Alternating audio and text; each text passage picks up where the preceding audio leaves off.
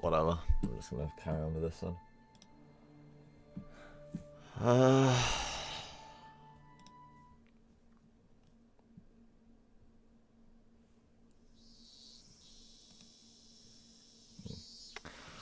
It's got to chase his address that causes someone to kill himself.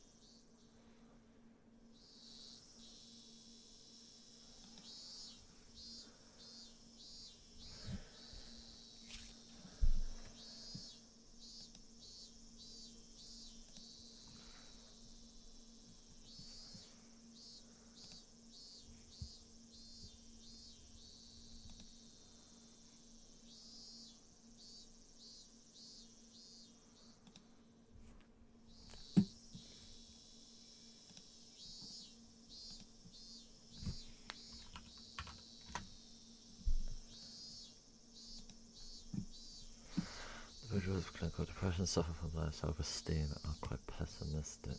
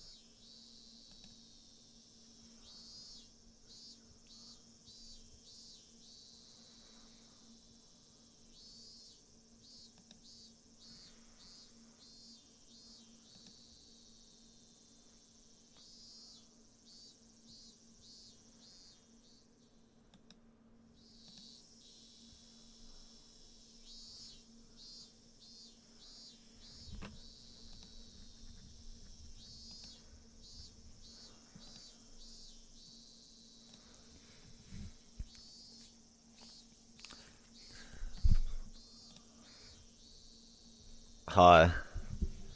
Get ready now. No, it's cute. Come on. It's like the K-On style of art. It's cute. Leave it there. There really wasn't many good PNGs to pick from which aren't like they're not like wielding an axe or covered in blood or something. It is super cute. What are you on about? I waited like 5 minutes and then I was just reading the tips on the is there a drug that can make you commit suicide? And they basically just saying that there are some things that could like make you bipolar, so you like get depression and then suddenly like suddenly go to mania, so you'd actually like commit your intentions kind of thing. All I can think of it is that it's some sort of illness, something like Graves' disease, which affects the thyroid and is known to cause symptoms that resemble bipolar disorder. But Graves' disease has many characteristic symptoms of its own. The deceased exhibited none of them. I wonder, is there something that could happen more spontaneously? Something that fits the case and would cause someone to want to commit suicide all of a sudden. Are you familiar with organic mental disorders? In short, it's a condition where the brain is out of whack due to physical injury or an illness. It can be caused by drugs, but it can also be caused by physical trauma, encephalitis, a stroke, or even tumors. I don't know how to say that. Basically, even without a drug, one can succumb to an irregular mental state. The deceased was surrounded after being chased and his life was in danger, right? All that stress could have messed with his brain chemistry. He could have hit his head. And those factors combined might have caused him to mutilate himself. It's a possibility. Could you explain it to me in simpler terms? Basically, he knocked his noggin in the brawl and he made him go haywire. Oh, thanks. Yeah, then his lady didn't have any intent to kill. Just smacked him in a bad place when he nicked some change. What? The two plump men laughed hoarsely, but of course it's not like that. Ahem. Undoubtedly. If it was habitual drug use, if it was something mental, the deceased body holds the key. How are things on your end? Oh my goodness, look at the time. I need to get back soon or Kuma-chan will get angry with me. Yeah, good luck. There was a, I don't remember this Kuma-chan guy, but there is a sprite for him. Is that going to open up there? It is. Where's Kuma-chan?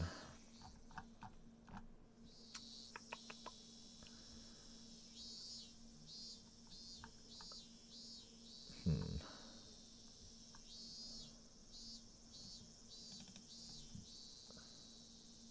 that going to open? Did that open? No. There we go. That's Kuma-chan apparently.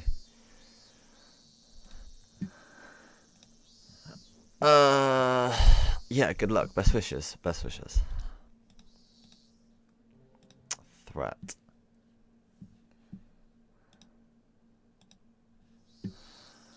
Huh? Those guys just now. They had national diet badges. There was Prefectural Assembly member and City Councillor Sonozaki. That's interesting. The Prefectural Assembly member and City Councillor are related. It's dirty is what it is. Shouting out each other's name during elections. While one is up for election, the other one holds up an assembly and they double up their campaign activities. Yeah. What's that?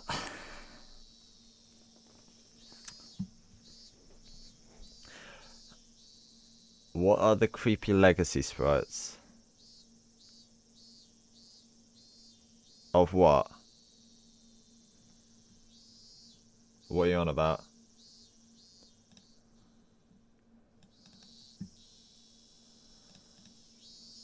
I think they all got...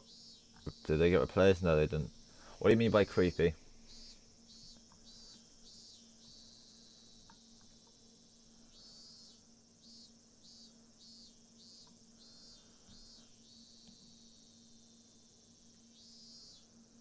Oh, okay. Let me have a look.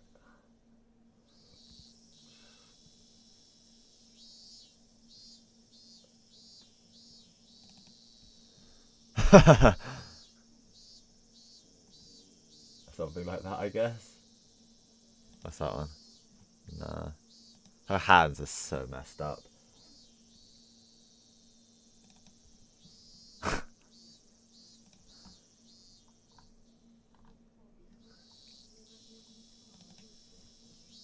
Oh no, that's not. Wait, what? Why does she have a gun? What the hell? That's like in all the sprites. Or the, you know, her casual clothes sprites. Oh. Whatever. That's the angry one, foreshadowing. Oh god, yeah, maybe. Holds up an assembly and they double up their campaign activities blatantly. I don't know much of this stuff, but isn't it against the rules of the election? As long as they have no prior consultation, there are no restrictions on their political activities. Kuma-chan, the investigation division is going to be pretty tough for you. You should at least brush up on election policies. I'm not suited for the intelligence division, because I'm dumb. Same. There is Prefectural Assembly member Sonozaki and City Councillor Sonozaki. Also the Mayor of Hinamizawa. All of them involved with the Sonozaki family. What crap. Looks like they were seen off by the department chief and the deputy chief. It came to me. That night, when the chief invited me along to get some Odin, I thought that was it.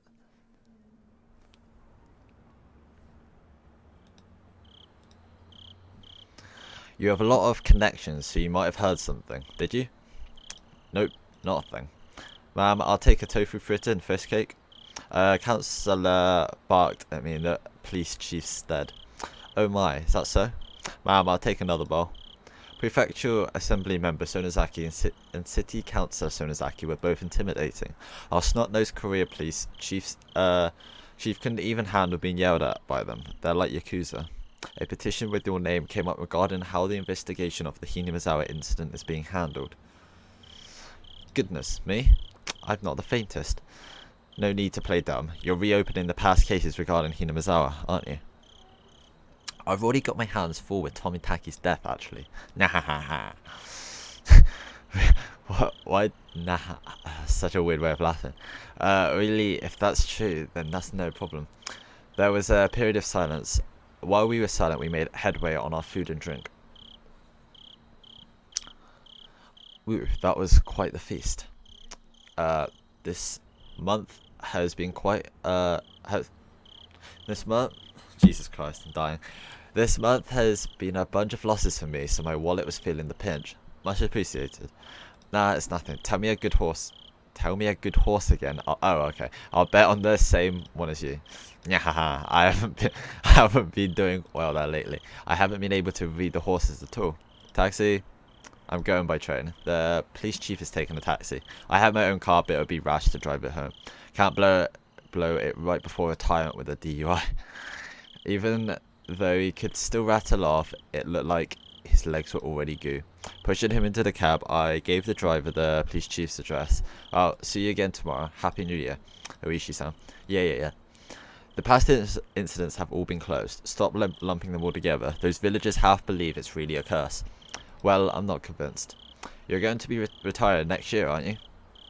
Yeah, it's like, what's his name? Papyrus from Undertale. Weren't you going to pay off your mortgage with your pension and move up to Hokkaido with your mum? Mother pines to return to the land of her birth. It's the least I can do. And the pension? Well, it'll let me enjoy myself in Susukino. The police chief may issue a special retirement salary raise, he says. A public servant's pension is calculated based on their monthly salary. So if you were to get a raise right before retirement, your bonus, 2 years' salary, would be inflated, and you get a heavy surplus of funds. That tends to be how it's done around here. Of course, it's not a custom that's thought of highly. The difference between the bonus and the pension is quite a bit. I'll expect nothing less exemplary from our egghead chief, but, well, they say our salary is compensation for our hard work, but in the end, it really just has to do with the passage of time. That's not something I can laugh at, but I'll laugh through it anyway. I don't think it's anything exemplary, but given how hard you've worked, it's not odd that you're getting that much of a pension. I'd like to get that much myself. If I can get it, well, of course I'd want it. It's like completely takes you out the moment. You'll get it. You're an adult after all. Sorry for holding you up here, driver. Thank you very much. I closed the door roughly, interrupting the chief's conversation a bit rudely. It looked like the chief still had something to say, but he just smiled warily and waved. I waved in return. The cab sped up gradually and soon disappeared among the sea of lights. Oh man, I wonder if I can really repay that loan. Just imagine him saying that stupid laugh would just be amazing. Oh, I'll wait for Alex to get here. He said he was. I said like half an hour ago I'll be live in 30 minutes. He's like I'll be there, but he's not. Disappointing. He's gonna have to miss some anyway. How does Uishi look in Legacy Mode? Oh, it's pretty amazing, I think. Hold up. Where is he? Does he not have one? Oh yeah, there he is. I think we've seen him. Oh my god, that's quite the gut. It's not. The face isn't as bad as the others, to be honest. The mouth is a bit weird, but The others are worse, but probably because his hands aren't showing, and that's like the worst part about the sprites. Quite the beer belly, indeed. Alright, let's carry on with chapter 10 then.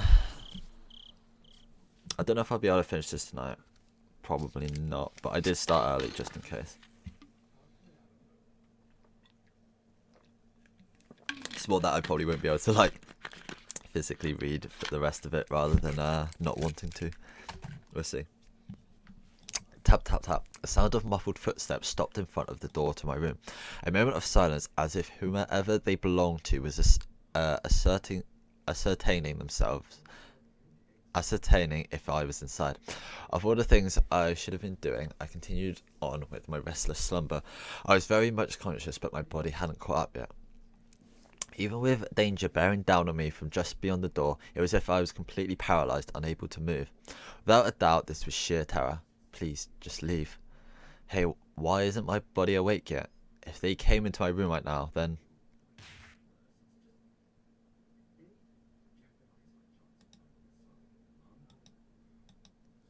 Eek! I sprung to my feet and threw my covers at my mum, who was opening the door. Whoa, Keiichi, what's the matter? Sorry, I was still half asleep. I thought it was still 1 or 2 a.m, but the morning sun was already streaming through the gap between the curtains. Okay, so we left off with a needle in our gut and vomit. No, he didn't swallow it. Not quite. It felt nothing like morning. Yesterday I must have fallen asleep right after that. Then I should have gotten a full 10 hours of rest, but it didn't feel like that at all. I thought you do. My internal clock was completely screwed up and my sense of balance felt off. I felt feverish enough that it was clear to me that I was still not well. Well, Keiichi, how are you feeling? Can you make it to school? I was well enough to go, but I wasn't mentally prepared for it. I was still plagued with the terror from yesterday. If I had swallowed that needle, what would have happened? Oh, what if it had pierced my tongue? That was undoubtedly a murderous intent, but I don't think that's all it was. If they really wanted to kill me, then there were other, more certain ways to do it. They wouldn't resort to such a dubious method as me having swallowed a needle. Meaning, oh god, just thinking of that, it's horrible. No, there was only one. He tasted the metal or something, and then he took it out his mouth.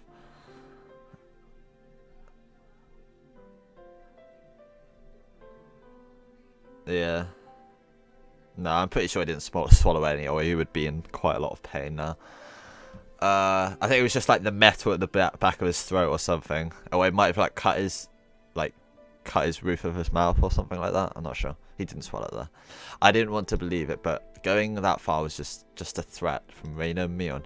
Aren't you glad you didn't die? But next time we'll use a more assured method. Jesus Christ, like that. Something like sending a letter with a raise inside would have been a joke compared to this. Did you make it? Did you make it to the hospital? Did you take your medicine? Kinda. Something about my mum's dubious gaze bothered me. She seemed more concerned about her son's missing 2 days of school rather than him being sick. It was definitely mental fatigue. I wasn't really physically ill. It would be hard for you to get back on track once your daily routine is thrown off. Come on, get up. They say wellness is a state of mind.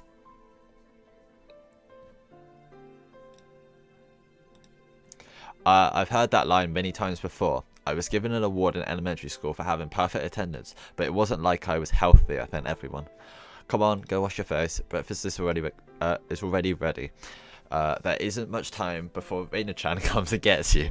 Oh god, no, please. Mother's tone meant I couldn't argue about it, so I had to give up on skipping a second day. By the way, were you the one who got bean paste all over the living room wall? You shouldn't do something like that. Yeah. Your father was quite angry. I didn't feel particularly guilty for doing it, so I didn't have much of a reaction. Also, Mum didn't question me any further about it. That's slightly odd. You would kind of be worried while you're just throwing food at the wall when you're not like 2 years old. She headed back downstairs after she was certain I was getting up. What Mion said as she left yesterday, I'd hate it if you missed school tomorrow, came back and dwelled in the back of my head. What did she mean by that? I didn't even have to really think about it. She was saying, don't be absent. Taking that a bit further, it was the same as her saying I should just go about living my life as if nothing happened. If I showed any signs of acting unusual, it would probably result in them making their move.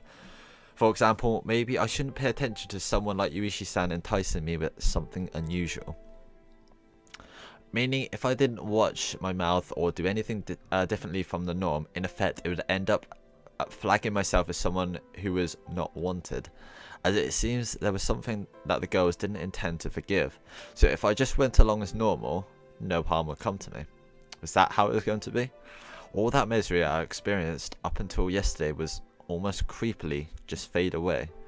Would almost creepily just fade away. It was an enticing deal. Just by forgetting everything I'd seen or heard these last few days, I'd be able to keep on living like normal. There's no way such a selfish thing could. I swallowed hard. I once again deliberated on the idea that I just rejected. Mion was probably a good person who had her friends at heart. She was giving me, who had mistakenly broken some rule of theirs, a chance.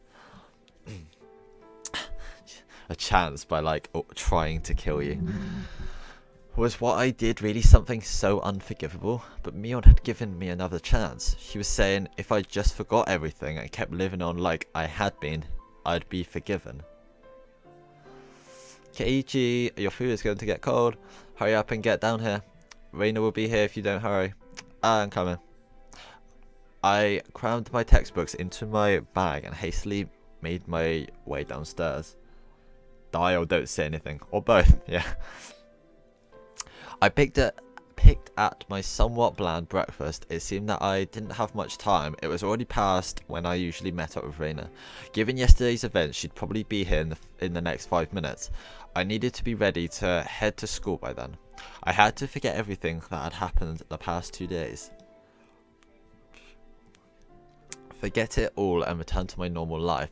For this to be normal, I have to be where I normally meet up with Reina. Today of all days, the rice was dry and hard to get down. Ew. God, that door just scares me now. I jumped at the sound and dropped my chopsticks. That chime signaled that Reina had arrived. Mum hurried me along. Come on, Reina-chan's already here. Hurry, hurry. My mother's merry smile and my gloomy face were polar opposites. Honestly, I was reluctant to see Reina, who was waiting there on the other side of the door. The Reina on the other side, was it the Reina I knew? I couldn't keep her waiting. I needed to do things as usual. Oh God, help me.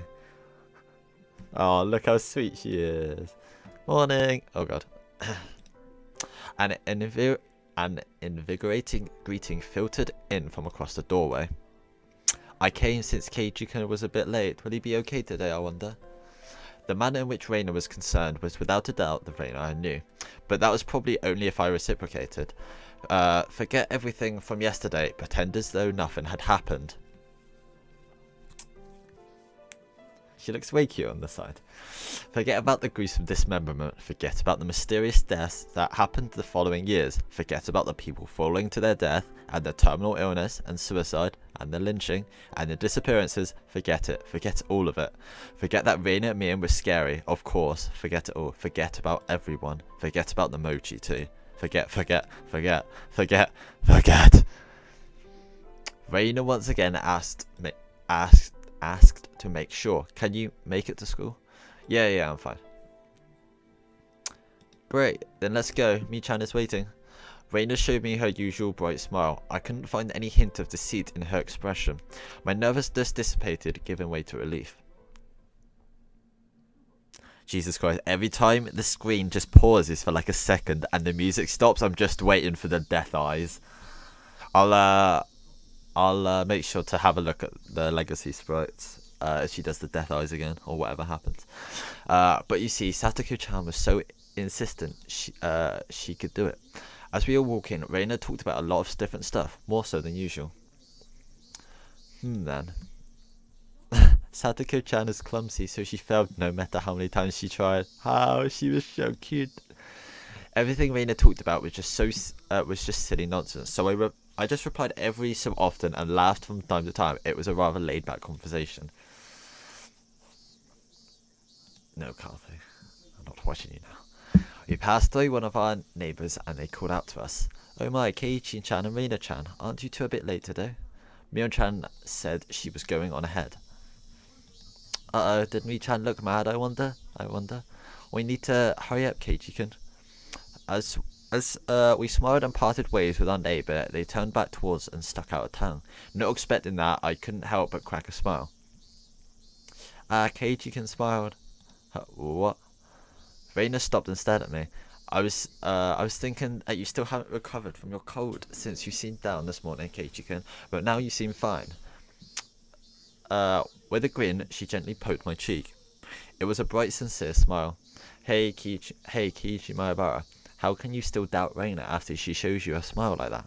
Maybe I just had a high fever up until today and imagined everything that I thought happened because I was bedridden and delirious. Yes, that's definitely the reason. I really hoped that was the case. If God would grant me just one wish, there's only one thing that I'd wish for. I would want what happened in the past few days, more specifically from the night of the Watanagashi up until last night. I wanted all of that to have never happened. I wonder how many times I've wished for these past few days. As long as Reina kept on smiling like this, I think it might just become reality. You see, Keiichi is mental. Yeah, just a little bit. But if you had seen the shit he did, then that's happened to him. I think you'd like try and find more logical reasons. So I wanted Reina to keep on smiling. So Keiichi-kun. No. Oh god. Those mochi yesterday. Did you eat them all? That vain wish of mine was instantly shattered. My heart began palpitating. The relaxed morning mood suddenly became frigid. Reina's smile was the same as usual. Her eyes were gentle as usual. Those mochi yesterday. Did you eat them all? Of course she wasn't asking the question at face value. In other words, Reina was asking, did you get the message? She was probably trying to convey that. Keiichi-kun. I was reluctant to give an answer. Reina stopped walking and stared deeply into my eyes. Don't hesitate, Keiichi Maebara. Reina was acting the same as always, wasn't she? I needed to respond in my usual way, naturally of course, but both my throat and mouth had gone dry and my lips were stuck together. Hurry and answer, Keiichi. Not that much time had passed. I could still keep the conversation going naturally. I had to say something quickly. It's just a matter of time now, isn't it? There? Reina playfully mimicked what I said when I finally squeaked something out. Reina's reaction was still normal. It seems that there wasn't as long of a pause as I had thought. Somehow I finally squeaked out the rest. Delicious. However, my strained efforts neither sullied nor brightened Reina's expression. For a moment I panicked. Thinking I had replied incorrectly. But after a few moments, Reina broke into her usual soft smile and giggled with a joyful voice that seemed to echo through the morning air. Being strung along by that laugh, I couldn't help but laugh as well. I see. No. So did you eat all of them, I wonder? My timid smile froze again. Did you make it without swallowing the sewing needle? Was that what she was asking? Hey Daniel, how you doing, dude? Just playing some more Higurashi. We're getting close to the end of the first game. There's probably not too much point of trying to find out what's going on. To be honest, you're too far behind. But you know, you can hang out if you want to just watch some creepy lollies, I guess. Yeah, I'm good. I'm excited to get more into this because I can't remember what happens from the series. And it's obviously a lot more in depth and stuff. It's actually like fun, surprisingly. If I had swallowed it, then I wouldn't be here. Nah, I couldn't finish all of them. There's still some left. I was scared out of my wits, but that's how I played it. Huh? What about the homework to see if I could tell which one Reina made? Aha, that homework. Was it due today? Yeah, it's due today. Mi-chan will get angry. There's probably a penalty game ready for you. Oh no. What's the penalty today? She's gonna snap again. Apparently not. Hey Alex. Oh, okay. You haven't really missed too much. Basically, we just met up with Rain in the morning, and she's like very cheerfully, normally uh, asking Keiichi if he enjoyed the mochi, but like not with like the crazy eyes, just like her normal cheerful self. She's like, "Did you enjoy the mochi?"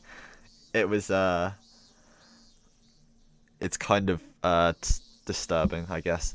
We both laughed at each other again. To a casual observer, it was just a typical morning. If I could let myself believe, then even I'd think it was just a usual morning routine. Basically, he wants to just kind of act as if nothing happened the last few days and just pretend going on like normal. And then he thinks that like all the girls will kind of like let it slide because they're giving him another chance. But I was certain I wasn't mistaken. There was something unimaginable buried beneath the facade of this giggling Reina. Lies! I recalled that unexpected... Oh, I can open this now. Wait, wait, I'm just going to open this whenever it's like relevant. Where is it? Lies! There we go.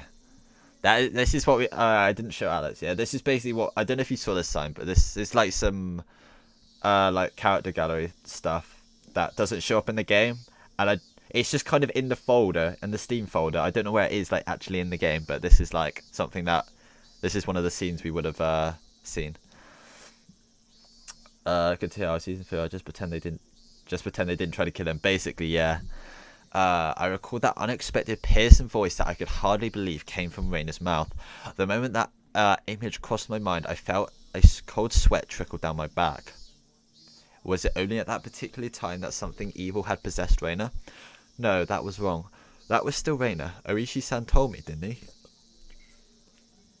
Actually, I looked into her. Before Ryugu-san moved away to Hinamizawa, she was suspended from school. It seemed like she went through a school building and broke all of the windows. There she is. All right, let's see what the legacy looked like. Boop, boop, boop. Original. Yeah. You can't really tell the difference, to be honest. I mean, maybe you can if you're playing normally with them. It's really obvious with the update there. Like, holy shit, those eyes. Hey, Gochin. I'm doing fine. How are you? I'm playing through some Higurashi. Reina had a disorder that normal people didn't. No matter how pleasantly she smiled, that fact would not change. But I couldn't even imagine how she looked as she broke all the glass throughout the school. One thing I knew that was that it wasn't something spur of the moment. If it was some sudden outburst of anger, then maybe she'd break a pane or two, but she broke all of the windows throughout her school. Just imagine going through your own school and breaking the windows with a bat. Oh god, that was spooky. Oh no. Oh, both Daniel and Gochin. Oh god. Swinging full force at each pane of glass, one after another, paying no heed to the flying shards. Yeah, you'd get like cut to shit if you did that, wouldn't you? It would like glass shards be like flying everywhere.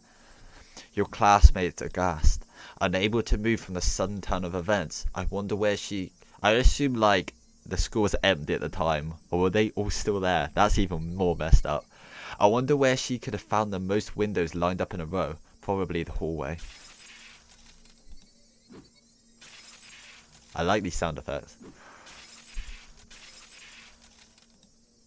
It was difficult for me to connect that horrifying image with the Reina smiling at me right now.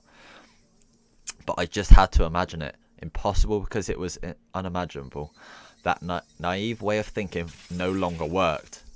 The unpleasant, piercing sound of shattered glass, the crunching noise as Reina treads across the broken shards, walking towards me. Does it follow you? Oh my god, the eyes follow you. That's even scarier. Daniel only got here like a few minutes before you, by the way.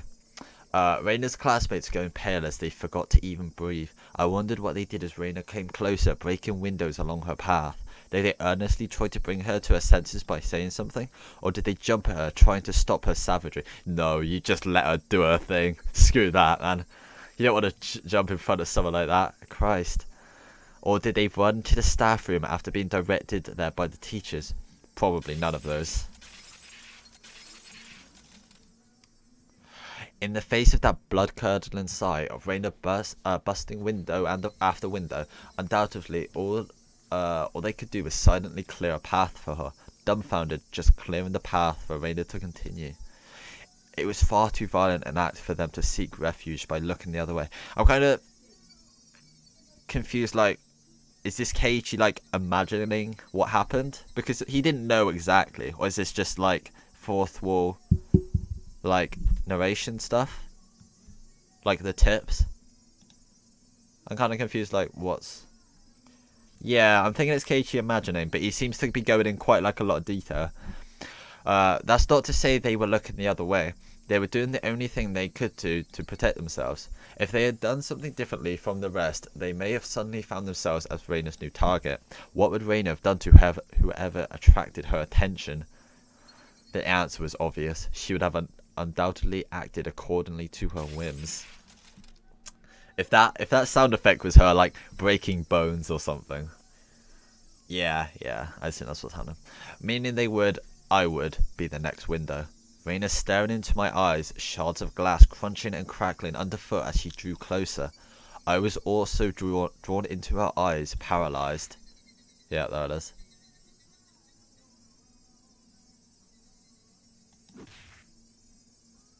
I just staring into the eyes, waiting for like a jump scare or her eyes to go inverted or some shit. Then Reina struck me with the bat and over again, like I was one of those windows. I crouched down on top of the floor, desperately protecting my head. Reina didn't care whether it was my head or my back. Yeah, see, this is going like into really deep detail, like it actually happened. Zealously, she hits me again and again.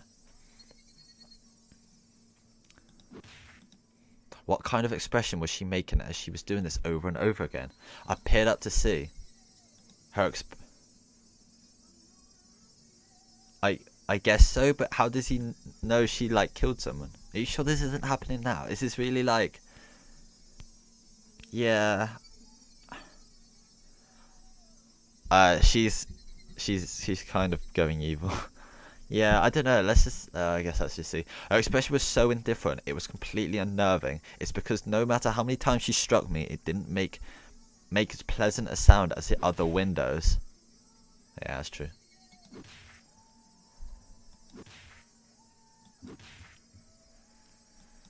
She struck me continuously, over and over again. The sound Reina wanted didn't come out. Our classmates standing around didn't try to stop her. Okay, yeah, this is definitely not happening now. They didn't want to be the next window. Somebody save me. Turning a blind eye unless we're hanging out. But of course, everyone in class scrambled to obtain the highest standardized test scores. They gained nothing from saving a cram school try-hard like me. Oh boy. I've never heard of it. It's quite a popular anime as well. Higurashi When They Cry. It's kind of like it's a horror, kind of mystery horror, psychological type thing. Eventually, they would be a faint sound similar to when you crack open a walnut and some sort of reddish black spray would shoot out. Anyways, it wasn't that Reina momentarily lost herself in anger.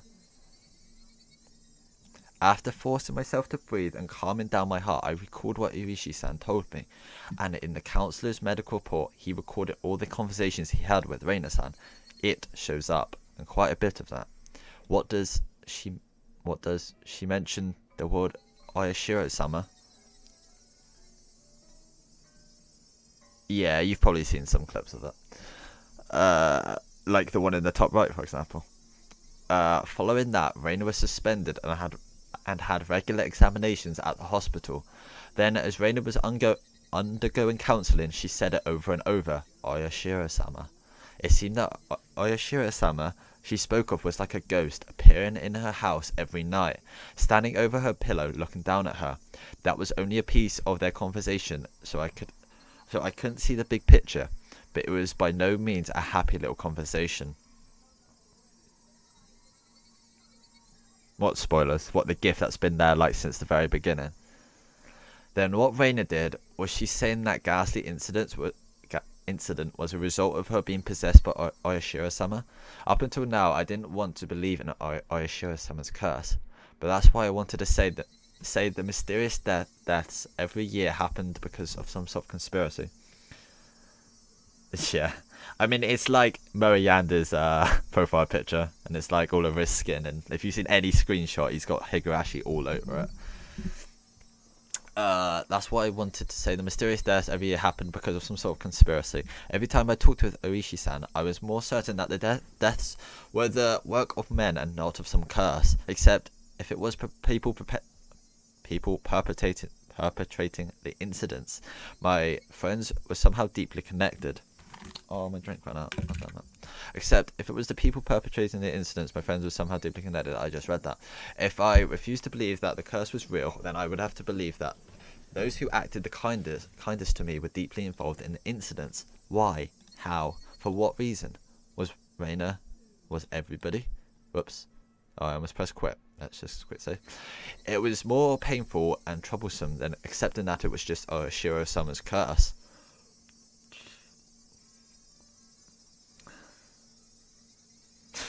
Dude, nice joke, Alex. 10 out of 10. In the aftermath, Reina had admitted to her doctor that it was because she possessed by Oyashiro-sama. I felt a strange sense of relief from that. So that's how it was. There wasn't a second side to Reina. She did that because she was possessed by something strange like Oyashiro-sama. It wasn't Reina's fault. Oyashiro-sama was the one to blame. I knew this was all backwards. Refusing to believe there was a curse, I wanted there to be a human perpetrator. Now that my close friends were the ones under suspicion, I changed my beliefs at my own convenience, saying that it was Oyashiro-sama's curse to blame. Which was the better choice, accepting that Oyashiro-sama's curse exists, or that Reina and the rest of them were deeply involved in the string of mysterious deaths? I didn't want to think about it. If I just didn't think about it, I'd be able to continue the same as always. I wanted to believe that, but that was no longer possible. I had received their message. It was pathetic of me to try and bend the meaning to my own convenience. Regardless of my opponent being a human or a curse, I won't let it kill me. As if I would just bend over and give in. Oh boy, that was not a good choice of words. For no good reason at all. Jesus Christ. Oh, and we're at school. Keiichi-kun, you've been making a really weird face. Why, I wonder? Inhaling sharply upon Raider's voice, I came back to my senses. Before I had realised it, we were already at the entrance. Shaking my head a few times, I exorcised. I guess it's just exorcised. Exorcised all those terrifying thoughts. No matter how you looked at it, there's no way Reina could have done such terrible things. It was like I was trying to placate myself. Placate. I do not know what that word means. Placate. That was a boing sound. I think Satoku's just trapped us. Make someone less angry or hostile. Okay. See, you didn't even know that one. Haha. What if they beg you before killing you? Jesus Christ, that would get me banned from Twitch. As I slid the door open, a blackboard eraser loaded with chalk dropped down on my head the moment I stepped into the classroom. The chalk dust went into my eyes, inducing a brief moment of agony. Ha ha ha ha! How better, befitting for the truant, Keiichi-san. Good morning to both of you, Keiichi and Reina. Good morning, Star, Satoku-chan, Rika-chan. Congratulations on level 2, Gulchin. Not quite in the mood for it. I didn't really react to Satoku's trap. Satoku braced herself as I passed by, expecting me to attack her. She seemed a bit disappointed as I simply walked past her silently. What is this? How discouraging indeed. Keiichi doesn't seem back to his usual self yet. Yeah, take it easy for him today, okay? Suddenly there was a slap down on my shoulder. It hurt a bit. Hey Kei-chan, did you get enough rest? It was Mion. My mind was full with the stuff about Reina, but Mion was also a party of interest. Remember, Keiichi, that hawkish gaze from yesterday? Yeah, morning. What's with the energetic greeting? Did you eat the mochi I brought you? Why is she asking too? Because I ate them. I'm like this. Those words were itching to be blurted out. I really didn't have the appetite. I ate a few, but quite a lot were left over. There was only 5? What? What about the homework? Do you have an answer for which one was Raina's? Totally not the one with the needle in it. I can't imagine that was a grandmother. She said, congratulations on level 1, Daniel. Imagine her grandma put the needle in one of them just to throw him off. I can't believe you'd forget your homework, Heijikin. Sheesh, then we can't help it. Time for your penalty. Meh. Flash a lurid smile. Lurid, that's a cool word I've not heard. Lurid. Very vivid in colour, especially so as to create an unpleasantly harsh or unnatural effect. No, just one. Just one, and that's assumed to be Raina's, because there was one made by her, and then the other 4 or 5 made by her grandmother. Mion's grandmother. Flashing a lurid smile, Mion returned to her seat.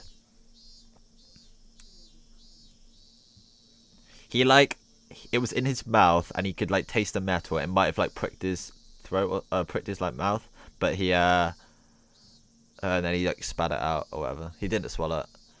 There was nothing from our exchanges that would cause our classmates to suspect anything was amiss, but of course, anyone listening to our conversations up until this morning wouldn't see anything suspicious. That was why it was so frightening.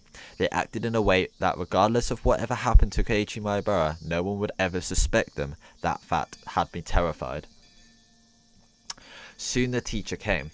After she asked how I felt and took attendance, another dull, ordinary day began. Oh, thank God, we don't have to go through any bullshit class games. Woo.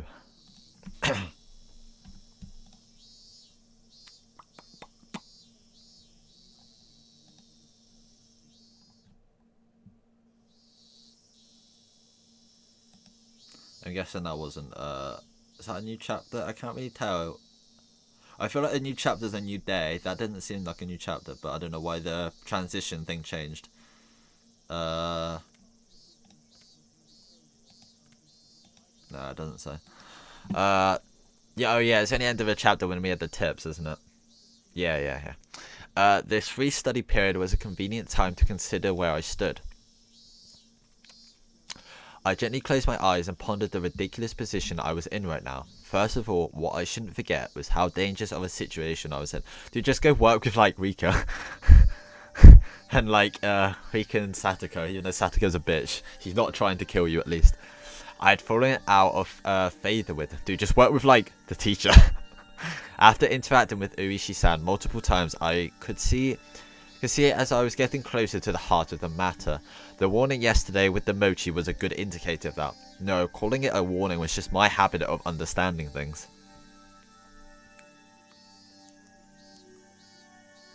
It probably had no meaning beyond stunting my progress and buying themselves some time. Until they had a method of completely erasing me, they were just biding their time. Even though they were keeping me under their thumb with threats, it didn't change the fact that I knew too much. The chilling sensation of my desk made me recall Satoshi Huju, the boy who was using the seat until last year when he disappeared. Was he also similar to me? Did he also learn something he shouldn't have and was erased? Damn, I wouldn't let them get rid of me so easily. Never. But were they really trying to kill me? I've had these contradictory feelings for a while now. Even though I suspected them, I felt I had to cover for them. When all of their suspicious behaviour and mourning like this just made it all seem like an elaborate hoax. Yeah, I guess so. With all their suspicious behaviour and mourning like this just made it all seem like an elaborate hoax. No. Kill me. No, that's just what I want to believe. Doubting my friends? Covering for them? My life was in danger. Or was it? Actually, I was debating the wrong point. Given my current situation, those points were something that should have been deliberated on a long time ago. But really, Reina and the rest of them, were they actually aiming to kill me? The little voices inside me continued to torment with these unresolvable trains of thought. Are you an idiot, Keiichi Maebara? That answer should be obvious. But maybe that sewing needle might have been just an accident, right? Sure, just an accident. How could you screw up and drop a sewing needle into a piece of mochi? The benefit of the doubt can only go so far. But Reina and Mion had acted and behaved suspiciously, but maybe it was all some sort of misunderstanding. What kind of misunderstanding? It wasn't just suspicious, it was outright ludicrous, right? Reina just corrected me for lying, and Mion only asked me what I had for lunch. Yeah, I like to keep needles next to my fries. Reina was standing outside our door, eavesdropping before I get out, you know. She was probably just waiting for my phone call to end. Oh yeah, I can show this one to Alex as well. Okay, so you remember when... Wait, you were here, right? Yeah, when he was in his room on the phone to the cop, and then this. So like, this is just like confirms that it did actually happen. Okay, we're not actually sure if the other ones happened. I'm pretty sure they did, but whatever. So yeah, just to paint the scene a bit. For a whole hour outside your room, and is it normal to go home afterwards without saying anything? You heard from Oishi-san, didn't you? About what Reina did at her former school, but at the hospital she said it was Oyashiro-sama's fault. She... Cut it out, Keiichi Maebara. Don't you realise they're out to kill you? I inadvertently blurted those words out loud. Oh god. Yeah, no, the other one, I guess it hasn't. I'm not sure. The drawings are on point, yeah, I know. The ones I showed did, not the ones I showed you in Discord last night, maybe. Left me dumbfounded for a few minutes. Afterwards, I had to look around to check if anyone else had heard it. If he blurted it out with like in a classroom, of course people did. My little soliloquy cut out a little too close to the truth. Even though I could feel the murderous intent from Reina and the others, part of me somewhere was still trying to deny that. This late in the game, such hesitation could be fatal.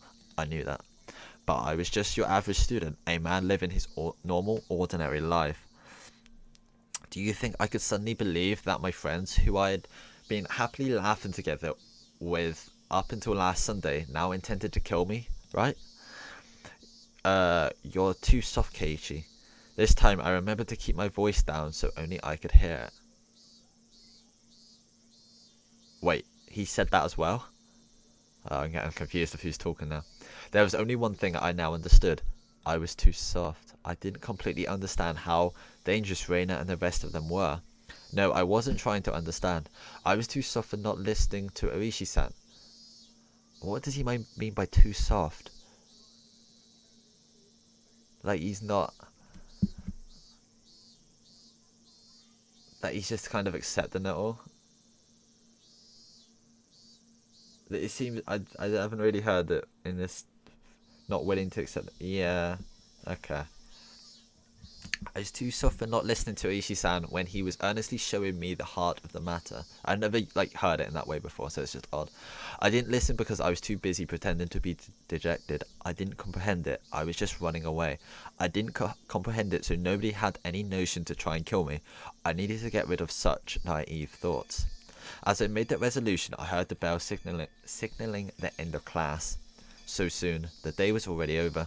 I didn't recall eating lunch or doing anything in class. My friends were putting their desks together in preparation for the club activities.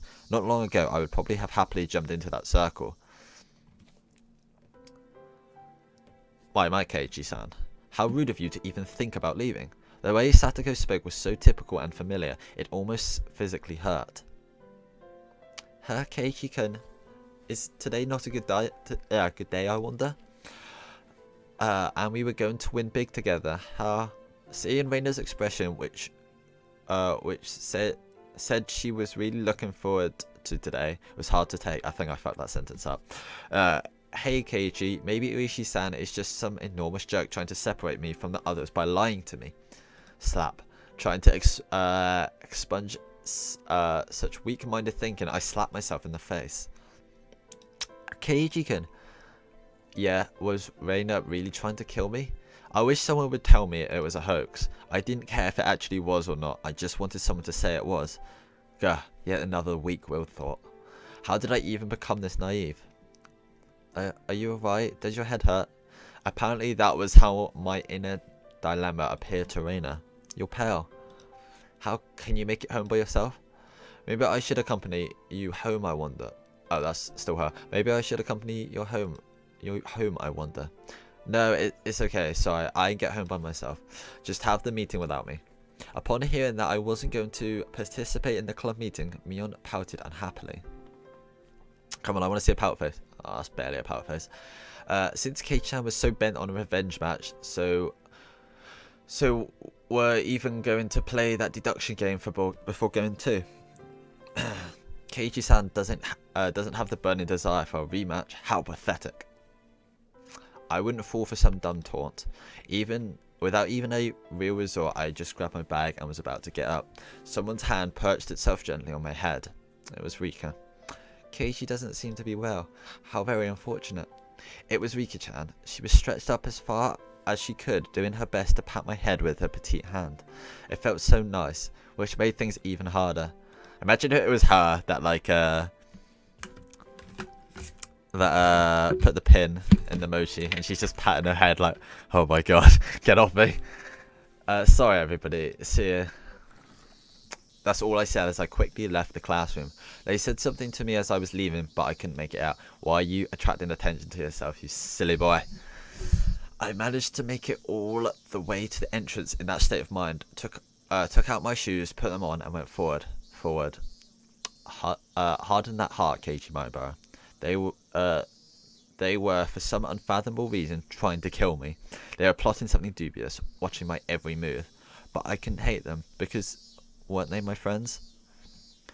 Part of me lamented my naivety, while another part lamented the fact that I had lost something important by lamenting over it in the first place. What, just using the same words over and over? Okay. I felt like my consciousness was being ripped out of my body. If this is what Oyashiro-sama's curse was like, then it was just too harsh. Hey, Oyashiro-sama, I was wrong for not believing in your curse, but I believe in it now, completely. Your curse does exist. So seriously, give me a break. I beg you, come on.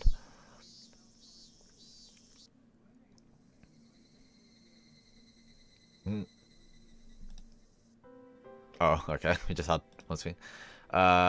Dinner was unusually bland. It had no flavour or aroma. The miso soup that normally tantalised my appetite instead tasted like nothing but boiled water. Ew.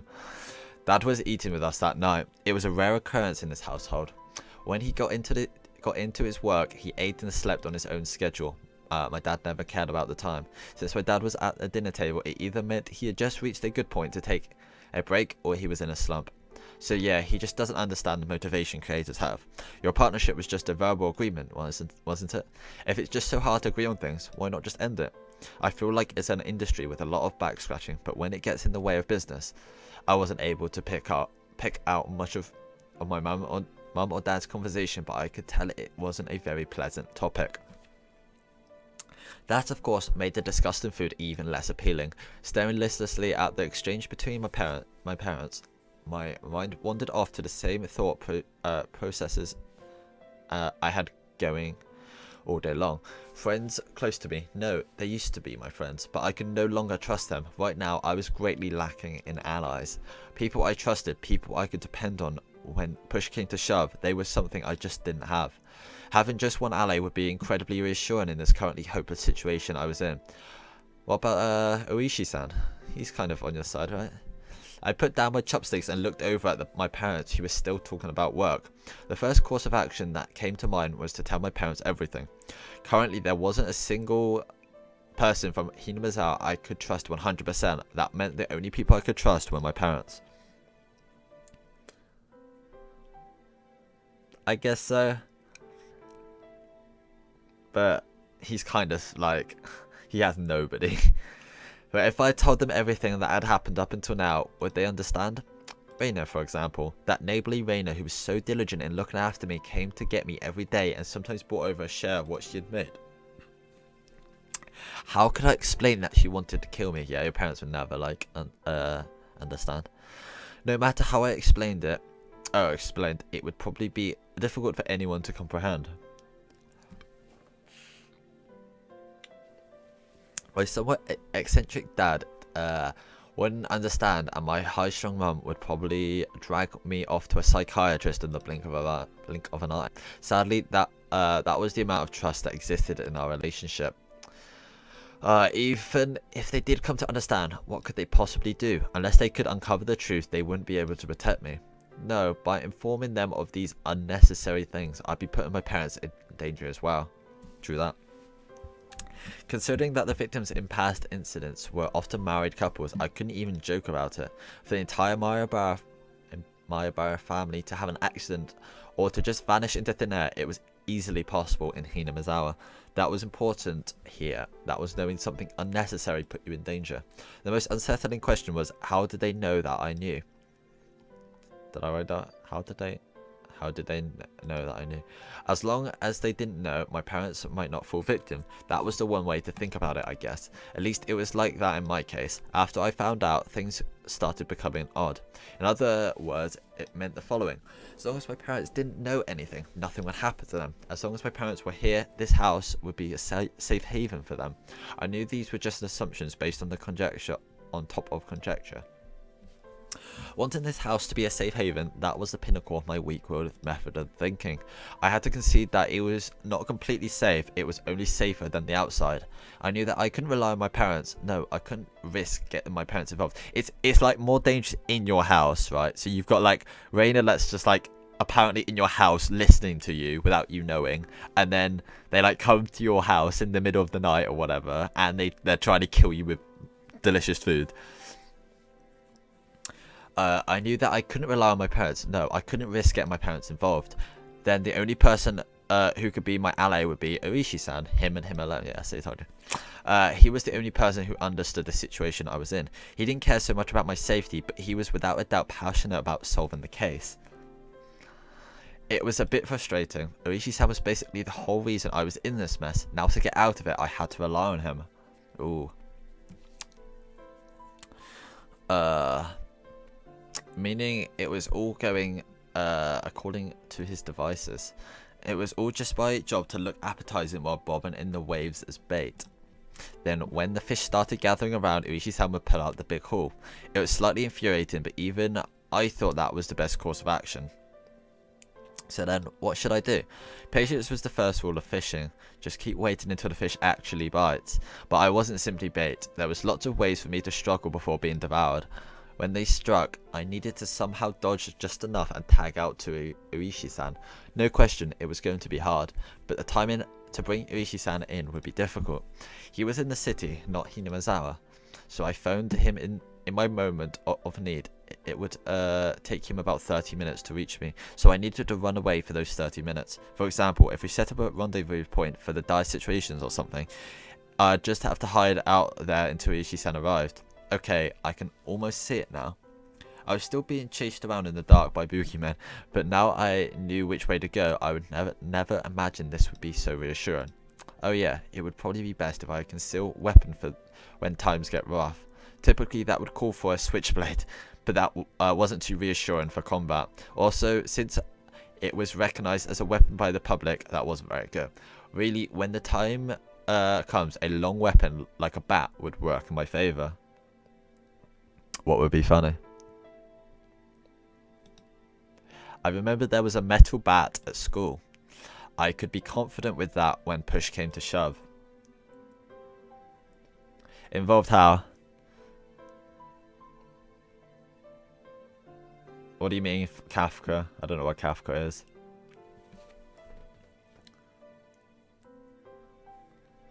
What, like he's part of the family that's trying to take out all the outsiders? Maybe.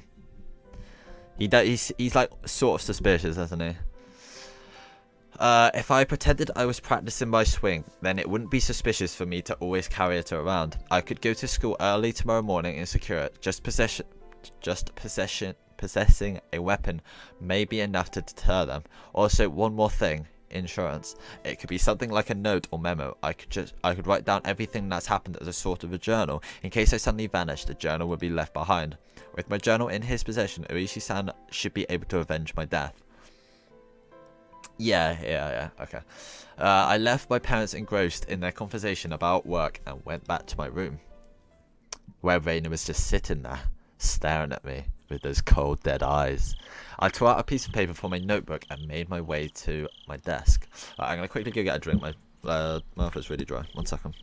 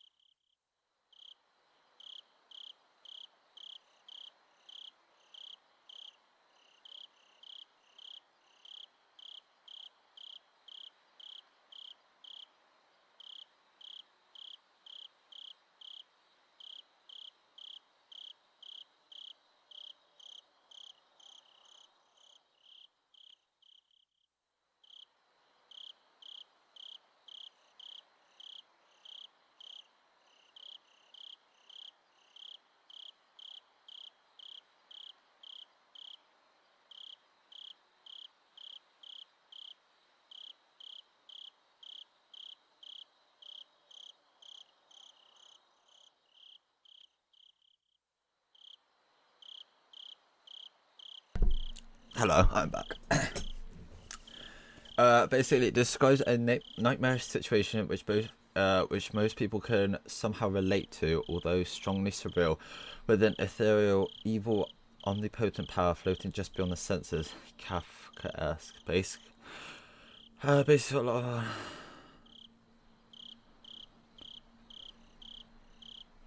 okay, I get it. Alright, I got it. Last time I wrote a journal was for summer homework in elementary school. In the off chance something bad happened, the police could use my diary as a lead, so I should only write down the facts. How should I start? I jotted down my thoughts as they came. I, Keiichi Maebara, am in fear for my life. It made me laugh nervously. It was a line that showed up often in detective stories. I never ever dreamed that I would be the type of situation where I'd write it myself. I do not know why they are after my life. Any of the others were suspicious, but I had no proof, and that's why I couldn't write anything more. I laugh wildly at myself for writing such a passage draped in mystery. Would the police be able to get the hint from reading the enigmatic passage? Hi, I just got back to it. It's fine. You missed out one line, but you can quickly read it now. He's basically just started writing the letter, and he's like, can't believe what he's actually writing.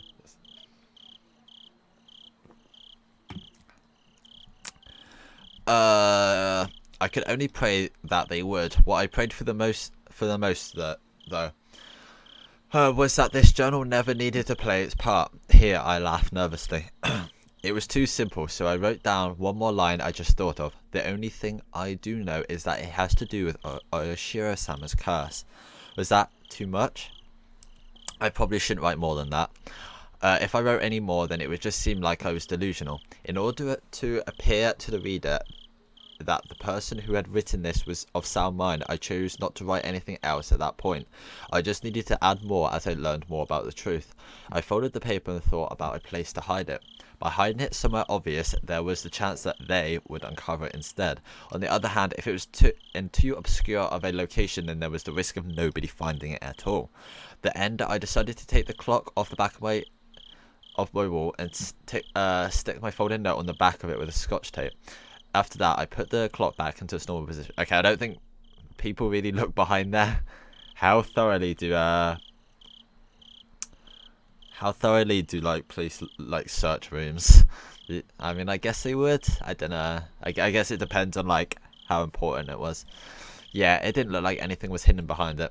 Now I needed to set it up that if anything happens to me, my parents could find it. I looked at it from countless different angles until I was satisfied, and I made my way downstairs.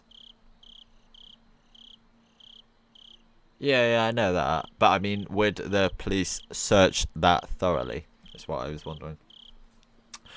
Like, would they literally turn the whole place inside out? My parents were still talking about work. It didn't look like it was going to end anytime soon, so I cut in. Sorry to interrupt. I have something I want to talk to you about. I've never started off a conversation like that before, so my parents were both startled. They stopped talking and turned towards me. What is it, Keiichi? I have a favour to ask of you. Please listen. Just in case, yeah? If it's not urgent, can we do this later? Right now, Mummy and Daddy have something urgent they're talking about. Wow. They still say Mummy and Dad. I didn't think their talk was more urgent than mine. In any case, I stated my request. Just in case, okay? If I die, both of my parents' eyes went as wide as saucers. If I die, I want you to put the clock on my wall in my coffin. If they did that, then they'd probably find it. My memoir. Both my parents remained wide-eyed, not moving an inch. I couldn't blame them. I made that clock in shop class and I really like it. So please? What's the matter, Keiichi? Did something happen? Mum was finally able to ask me with a questioning gaze. Of course, this was a normal response for when someone's son suddenly talked about a subject like this. I felt bad about making them worry, but right now, I just wanted them to think about the clock in my room. Yeah, it seems a bit odd. It seems very like obvious something weird's happening. You wouldn't just normally say that unless some shit's going down. With the awkward mood leaving the room in silence, I decided to go back up to my room. I want to get to school early tomorrow, so I'm going to bed. Good night. Saying only that, I left the living room.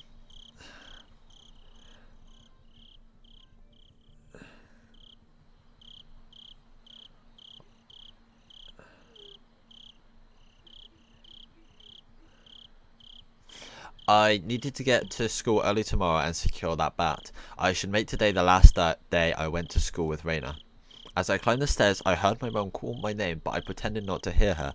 It wasn't something I could talk about with parents. If I talked about it, it would only make things more dangerous. The fight had begun, was mine and mine alone, and I couldn't rely on anybody.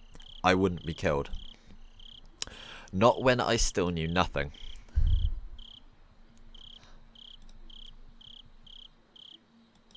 Okay, I was like, what the hell is happening?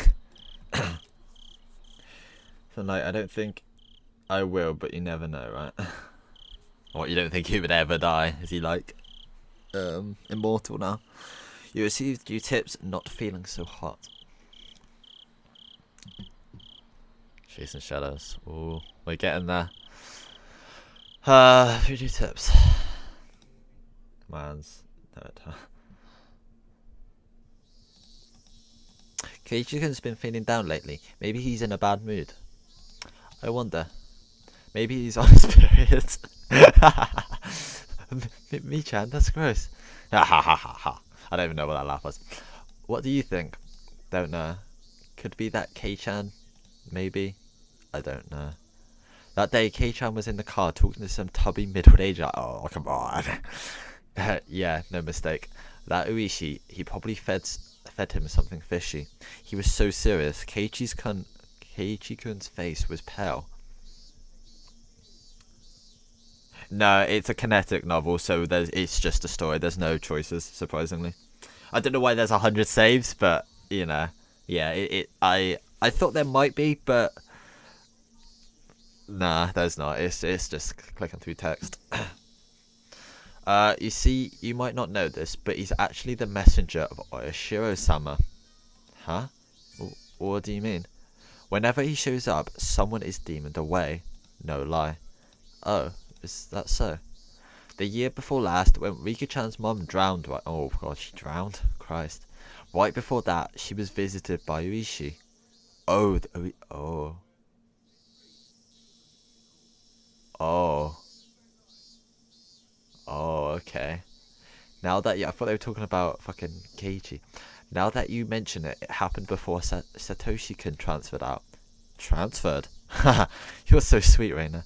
So this time he's appeared before Keiichi-kun. So Keiichi-kun is going to be demoned away too. An empty silence hung in the air.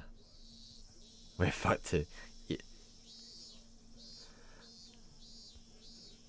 Yeah, maybe. He's good. Dad has lost it. An empty silence hung in the air, and then it suddenly interrupted. They're basically just saying, like, every time the cop like talks to someone or is like, yeah, starts talking to someone, they like just disappear soon after. By loud laughter. What? Oh, I don't. I think I missed one line or something. That didn't make sense on its own. Wait, no. Does it?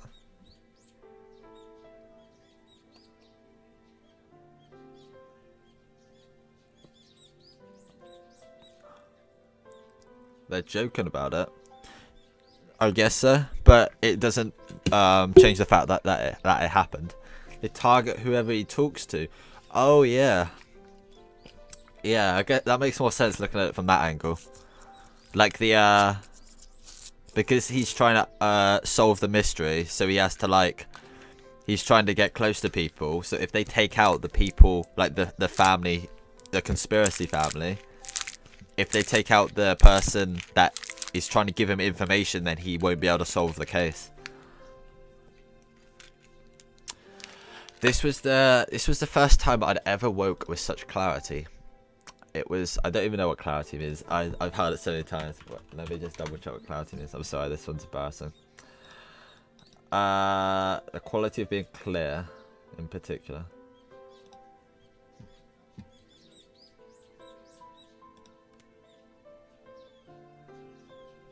What? So what? Oh, well, like with a clear mind. Okay, okay. It was 5:59, just moments before my alarm would go off. I was amazed at the precision of my internal clock. Yeah, that's crazy when that happens, when you like sleep for like 8 hours or something, and then you wake up a minute before your alarm usually goes off. It's mad.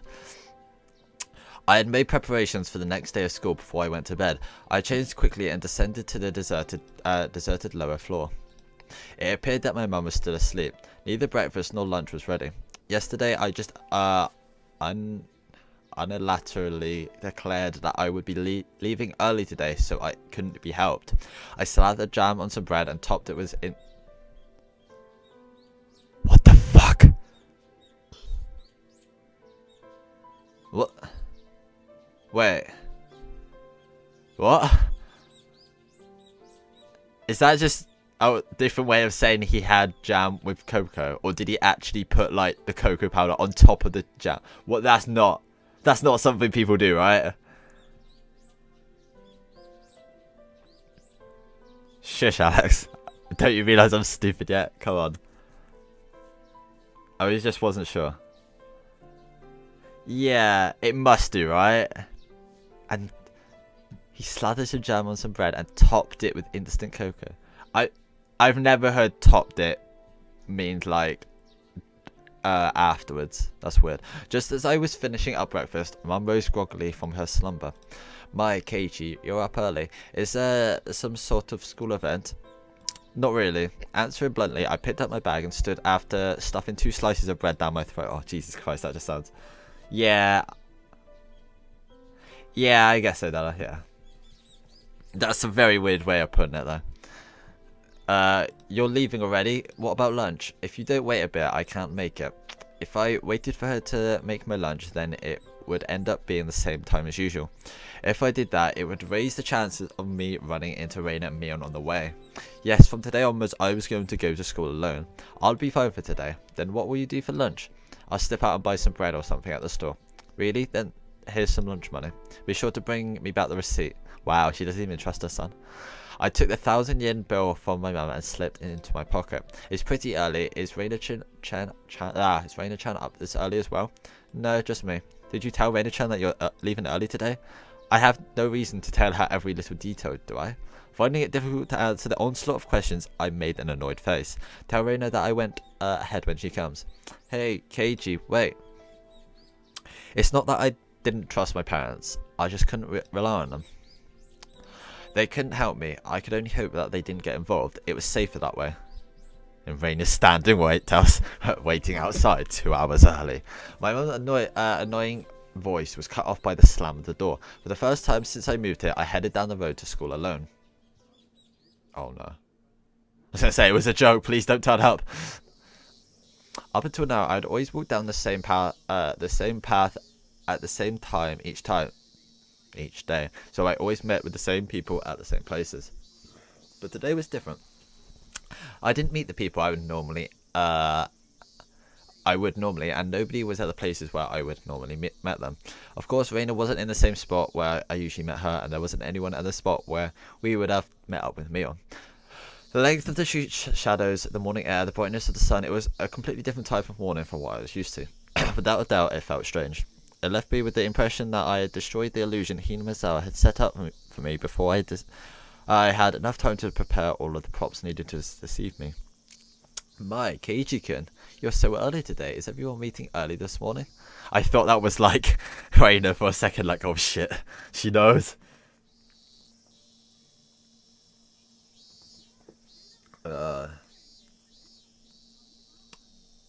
We'll see.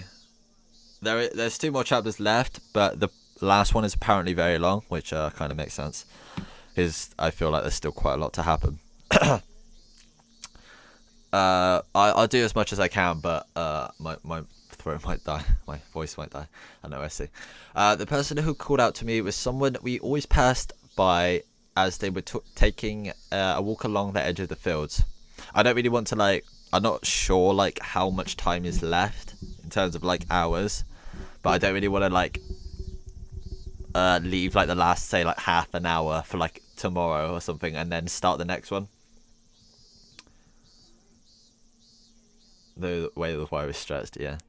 But I think I might take like a day or 2 off. I probably won't stream Sunday because I'm going out.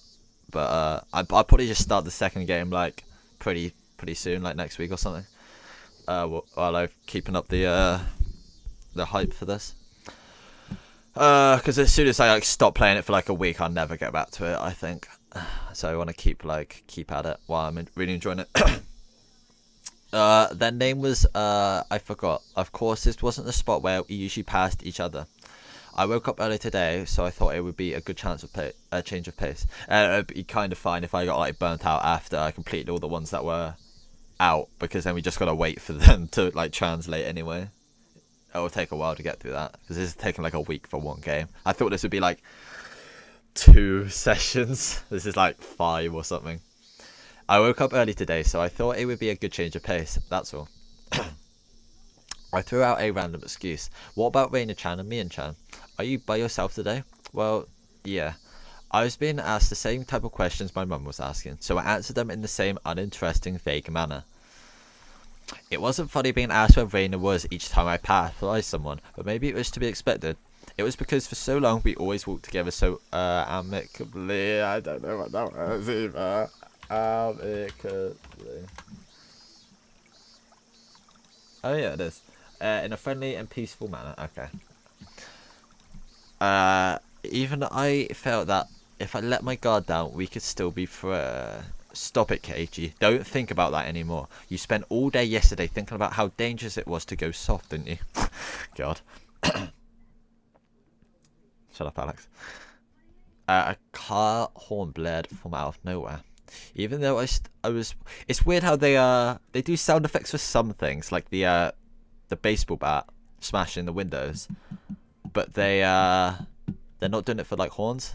It's a bit inconsistent. I feel like this could add a lot more. It's kind of, I guess it is.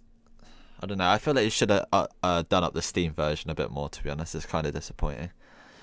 A car horn blared out of nowhere. Even though I was walking, lost in thought, that horn was way too close. A mechanical behemoth barreled at me from behind, catching me completely off guard. By the time I turned around, the van's hulking chassis was almost on top of me. I've seen plenty of cars veered to the opposite shoulder to avoid pedestrians, but this car was doing the opposite. It felt like there was someone on the opposite shoulder, and the van was swerving in my direction to avoid them. That blissfully ignorant train of thought delayed me from realizing something much, much more important. That large mass was hurtling right at me. What the hell was that sound? Was it going to hit me? The inside of my head instantly flooded with a painfully cold liquid. What the fuck? In that moment, the scene before me, no time itself, had frozen. Invert. It's the devil. Do a barrel roll. And before he gets it, yeah. I mean, that would be a pretty disappointing way to die. He just gets like run over. In the silence of that frozen moment, I compared the van so close that I had no way to dodge it, and my body, the upper half twisted awkwardly in order to look behind me. There was no way I could dive out of the way in my current position. If I lost focus now, this moment would unpause, and I would probably be plowed over, caught in a silly pose. Bend my upper body over towards the paddy by the side of the road. If I bent far enough, I'd get away with just being hit by the side view mirror. As the thought crossed my mind, the temporal stasis was shattered by the deafening sound of the van. The side mirror struck my shoulder, sending me spinning off through the air like a top locked in my contorted position. Splash! Wow, what a word. Sent tumbling through the air, I crashed into the muddy paddy by the side of the road. I don't remember this at all. My entire body was soiled and drenched by the choice I had made in that instant was unmistakably for the best. I was covered in mud, but when the alternative was being hit by a car, it was the closest I could be to being unscathed. Rising out from the paddy, I had enough in me to glare over the stopped van and yell profanities at the driver. I'm not sure if he was able to see me, but the van sped off suddenly. Wait, damn it. This is what they call a hit and run, isn't it? I couldn't help but continue yelling out profanities. The disgrace from being covered in mud hurt me more than any physical wounds. I slogged through the muddy paddy. I assume that's just like a swamp or something. Muddy. I haven't heard that word in this context. And made my way back to something onto the road. This is a crime, god damn it. Shit, I'll track you down and sue you. If I go looking for a van, I'm sure to find it in this little village. Yeah, probably something like that. The path I was on had rice paddies on either side, so it had become so narrow that one car could barely fit through. It wasn't a place you could tear full speed down in a car, let alone pass by pedestrians. Not only was it a narrow road, but the car just now was closer to my side on the road than the other when it went past me. Even as I cursed, I was desperately trying to suppress the dark cloud rolling up within me.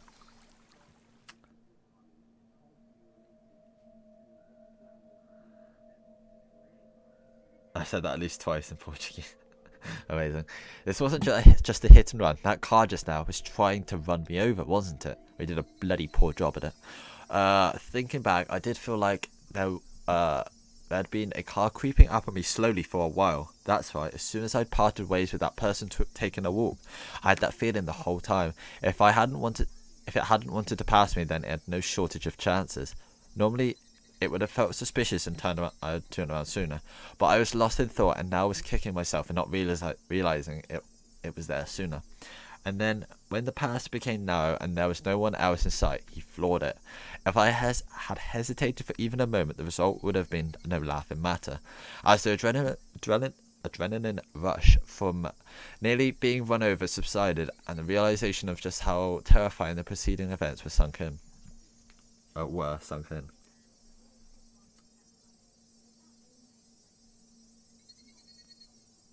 It even inverted the image, yeah.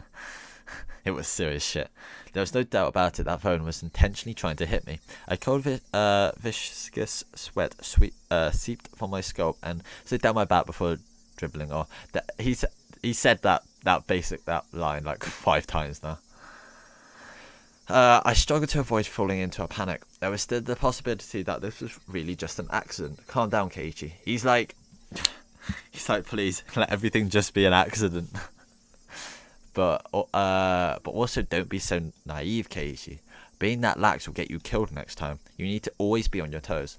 Don't give them any openings. If my enemy was really out to kill me, then next time they will use a more reliable method. Yeah, whoever that was, he's really poor at like trying to kill someone on a narrow road, and he still missed with a truck, for God's sake. If that time came and I was acting like I was now, I'd be covered in mud. Was the price I had paid for my own naivety. Covered in mud but without injury, not even a sprain. I mean, I'm pretty sure like if you got hit by a wing mirror, that would like hurt a hell of a lot. A van. Was it? Oh, sorry. I guess this is what you could call the silver lining. I began walking again, this time cautiously. I wouldn't even show a hint of carelessness. I had suspected only Reina and the others up until now, and then I tripped in a pothole. No, it was because I had suspected them that I believed they were no other enemies. Oishi-san had said so, didn't he? There was the possibility that all the families of the village were involved. Was I really mirrored so deeply in this situation that I had no choice but to try and carry on as usual? I guess so. I don't know. I have never been hit by a wing mirror, nor do I want to be. Wouldn't it be safest just to hold myself up in my house? But the moment I abandoned my regular routine, everyone around me would abandon theirs as well. This was just too horrifying of a thought.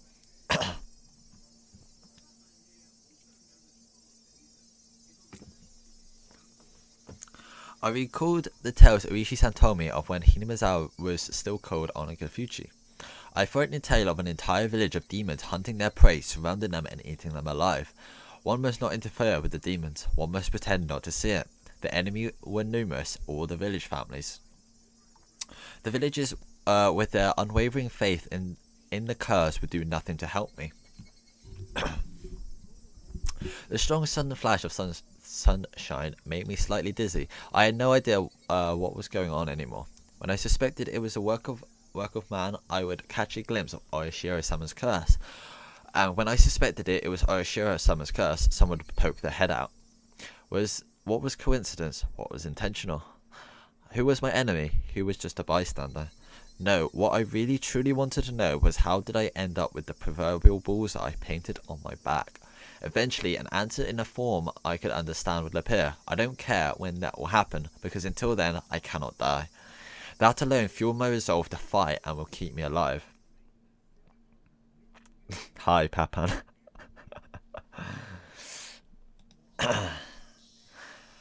I remembered seeing the metal bat in the gym storage shed, but there was a padlock on the door barring my entry. At the very least, I wanted to get my hands on it before everyone else arrived at school. I circled around the school grounds impatiently.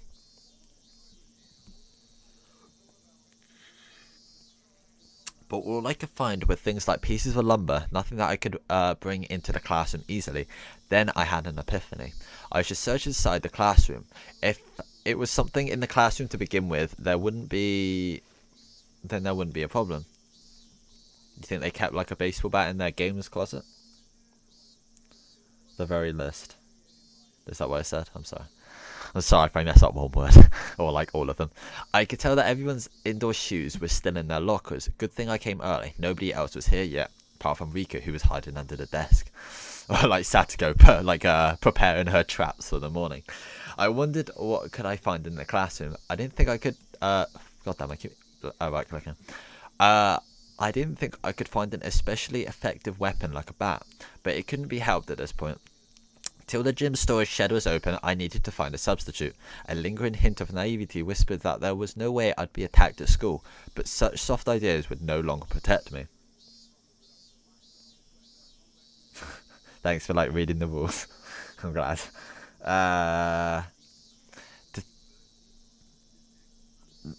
No, it doesn't work like that. To think that they were slowly making their way into parts of my life that I had once thought impenetrable. In the worst case, my own house might not be safe anymore. That it's like the least... Have you just realised your house is the least safe place? That was an incredibly frightening thought. That was an incredible... but I believed that not considering the worst case scenario would have been even more frightening. Anyways, I will survive. There's a spot. I mean, I guess so. It's not really. She's just having a little giggle. What's wrong with that? So, I mean, I thought it was more fitting than like Kurasu doing a little finger twirl. So long as I lived, then I would definitely be able to escape this labyrinth of nonsense. Definitely. He seems so certain of all this bullshit. She just messed up some makeup. Don't be silly. She was just like having a little makeup sesh with Reina, and she got lipstick on her face, and she's laughed because it's funny. Oh, come on, Alex, don't go there. Come on, that's gross. My exploration of the classroom came to an impasse. That much was to be expected. There was no way there would be anything that would be a weapon in the classroom. In case of emergency, there was probably nothing I could do but swing my own chair around. My gaze landed on the lockers that had come to be used for personal storage. The locker that Mia used to store her pile of games were among them. Yeah, I told you it was just a bloody locker. It wasn't a cupboard. Whoever said that the other day. There was one for each person in the class, all lined up. Of course, there was one for me as well. Oh yeah, there was supposed to be still a tracksuit in my locker. Seeing me covered in mud would be strange. I should go change later. But first, I need a weapon. If one of my classmates came, it would be hard to rummage through all the lockers. I swear, were they not locked? Lockers. He's got like lock in the name. Why aren't they locked? I swiftly began opening the lockers one by one. They were mostly just filled with things like gym clothes, personal items, and umbrellas. An umbrella. If I couldn't find anything better, this would have to be my weapon. Oh god, he's getting so desperate.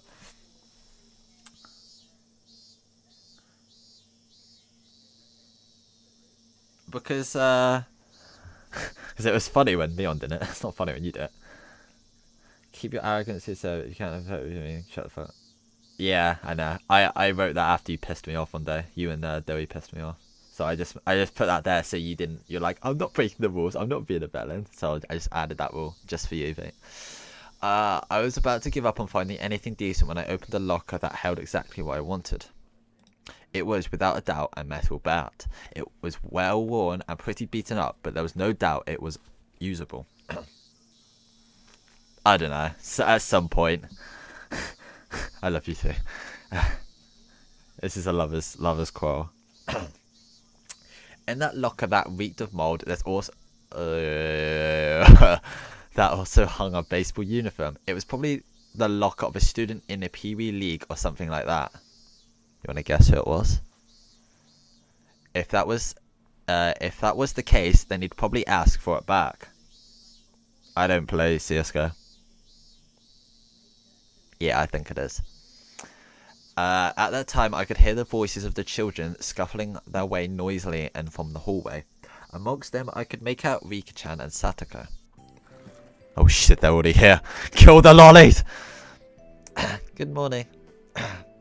My, you're quite early this morning, Keiichi-san. I like change her voice every time. I think like anything fits. Like her way of saying like my and stuff. It's like it could be fit with like any accent, any type of voice. I nonchalantly hid the bat I was holding behind my back. Oh yeah, I bet they never noticed that.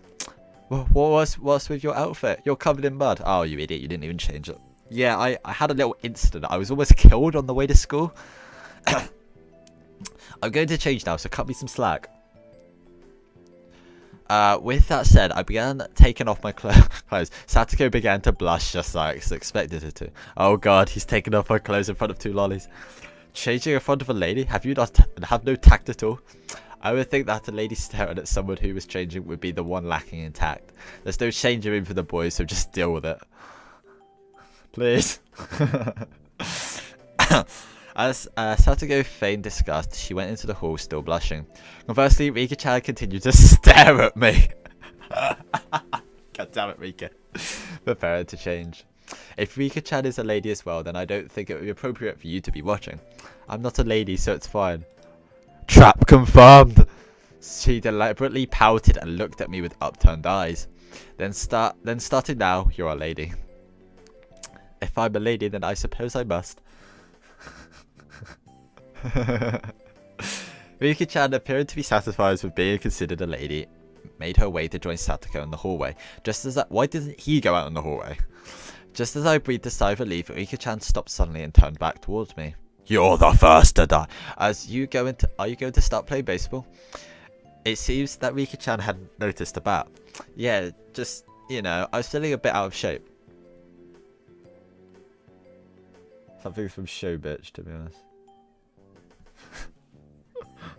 I was feeling a bit out of shape, so I thought I'd just try practicing my swing. I think it's wonderful you're taking care of your health. She was talking like an old lady despite her appearance. After saying that, Rika-chan started to leave again, but stopped and looked back at me once more. Please don't lose that bat. It seemed like she already knew I took it out of someone's locker. There was no name on the locker door. I didn't know whose bat it was, but I would be borrowing it until they complained. I like, he doesn't even like try to think. Like, I know because I kind of remember. You figure it out instantly. Why doesn't he? I guess it doesn't matter too much whose it was, but he didn't even like consider whose it was. He didn't think about it. It wouldn't be for long, just until the gym storage shed was opened. After quickly changing into the tracksuit, I checked the time. I still had plenty of time before class began because I came too early. Poor guy.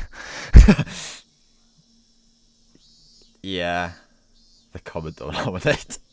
I took the bat in one hand and went out to the schoolyard, practice my swing on the windows. That was, of course, my practice swing. I needed to make it known I would always have a bat on me so I could practice my swing. At some point, the sunlight had become even stronger. Disregarding my classmates as they made their way to school, I took my position in the shadow of the school building. I wasn't the academic type, but I wasn't much of an athlete either. I might get muscle pain if I just suddenly started swinging. I should at least start out with some warm-ups. I doubt anything would think I was doing anything out of the ordinary, which is the exact opposite of my actual mental state. Just suddenly taking up baseball as soon as like your life's in danger. Yeah, totally not suspicious. I gripped the bat and swung lightly. That bat was by no means light. The weight would make it a reliable weapon when it needed to be. Of course, I could only pray that the moment I needed to use this as a weapon would never come. Just carrying it around could deter attacks against me. At least that's what I hoped. Or it could encourage it. They could realize that, like, oh shit, they're after me. Let's finish it. Oh god, here. Huh? Kei-chan, what are you doing? Being bombarded with such a hysterical voice, I jumped. Whoa, Keiichi-ken, are you on the baseball team? The baseball team? It was, right, I'm pretty sure that's just her, like, repeating, isn't it? It was Reina and Mion. I was surprised to hear you went off ahead. What are you doing, Kei-chan? Can't you tell by looking? I'm practicing my swing for the championship. You can say it's part of my diet if you want. Diet? Kei-chan, are you really that fat? Bet you didn't know. I actually have a beer belly. This plump and jiggles. Not many good baseball players use aluminum bats. Usually that's just little league stuff. To make sure they don't. Okay. Plump and jiggles. Reina, you don't have to imagine something weird like that. To disrupt Reina from imagining something that vulgar, I ruffled her hair messily. Well then, I hope you make it to the regionals at least. This old man would cheer you on. Welcome back, Alex. He was practicing his swing and the evil devils are here now. And yeah, she said plump and jiggling. Here it is. Up here. Regionally speaking, it seemed that Oshima High is pretty strong. They say their southpaw Kameda kinda is amazing. Good luck. Isn't Kameda from Danganronpa? Seems they.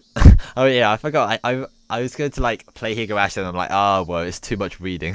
And then I'm just playing this or reading this. Seems they. I might have to do that one day. I guess it'll have to be in a while though. I don't want to start too many things I'm not finishing. I still got a few games I have to finish off. Seems they made me out as some kind of local prodigy, but oh well. Well, if I really didn't make it to the championship, it would be a cinch. After all, I'd be the pitcher and catcher. I'd pitch the ball, then run past the ball I just threw, and change over to being the catcher in a burst of super incredible explosive speed. I laughed dryly at the ludicrous image.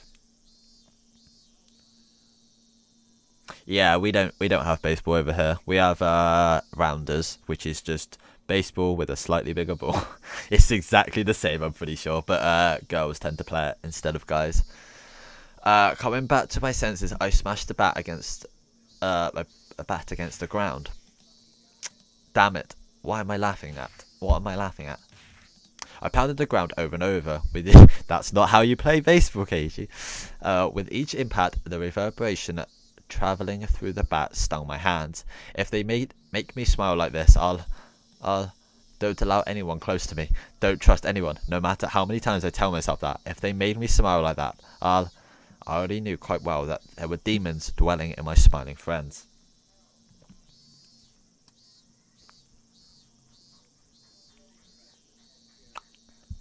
Called softball in the west. Softball in the west. Softball. No, I don't know. I don't think I've heard of softball. Softball. Rounders. Soft. Maybe I have. I don't know. There's one that's basically the exact same as baseball, but just has like a slightly larger ball. Round. Oh, okay. Oh, you're in the west. Okay, got it. Never mind. Yeah, we're kind of big into cricket, I guess. It's really funny seeing like Americans react to cricket and all the silly terms and like the rules and stuff and how it's played. It's so like, I don't say complex. It's just, it looks so like silly compared to just like hitting a ball with a baseball bat. But I couldn't believe it. Did that kind of split personality really exist? Like how Reina confessed to the doctor, were they simply being possessed by Oishiro-sama? Yeah, it's basically if you like one, you basically should like the other, or not like you have to like the other, but you can't like love one and hate the other because they're like kind of the same thing. You just kind of you get into one. Kind of just depends on like where you're from, I guess. But yeah, it's kind of boring. I think the only difference in cricket is like you have like test matches or something where it goes on for like a few days, rather than I assume baseball is just a 1 day thing. Like it just lasts a couple hours or however long a match lasts.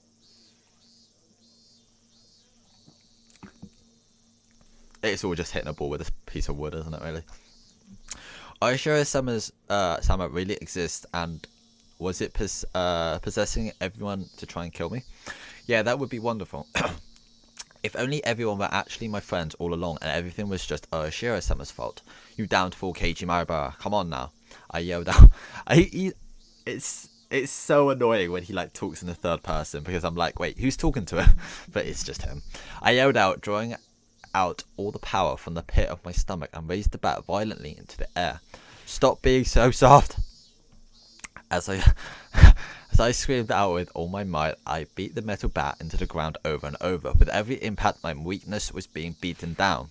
Smash, forget, smash, forget, don't be soft, smash, Hulk smash. Know your enemy, smash the enemy.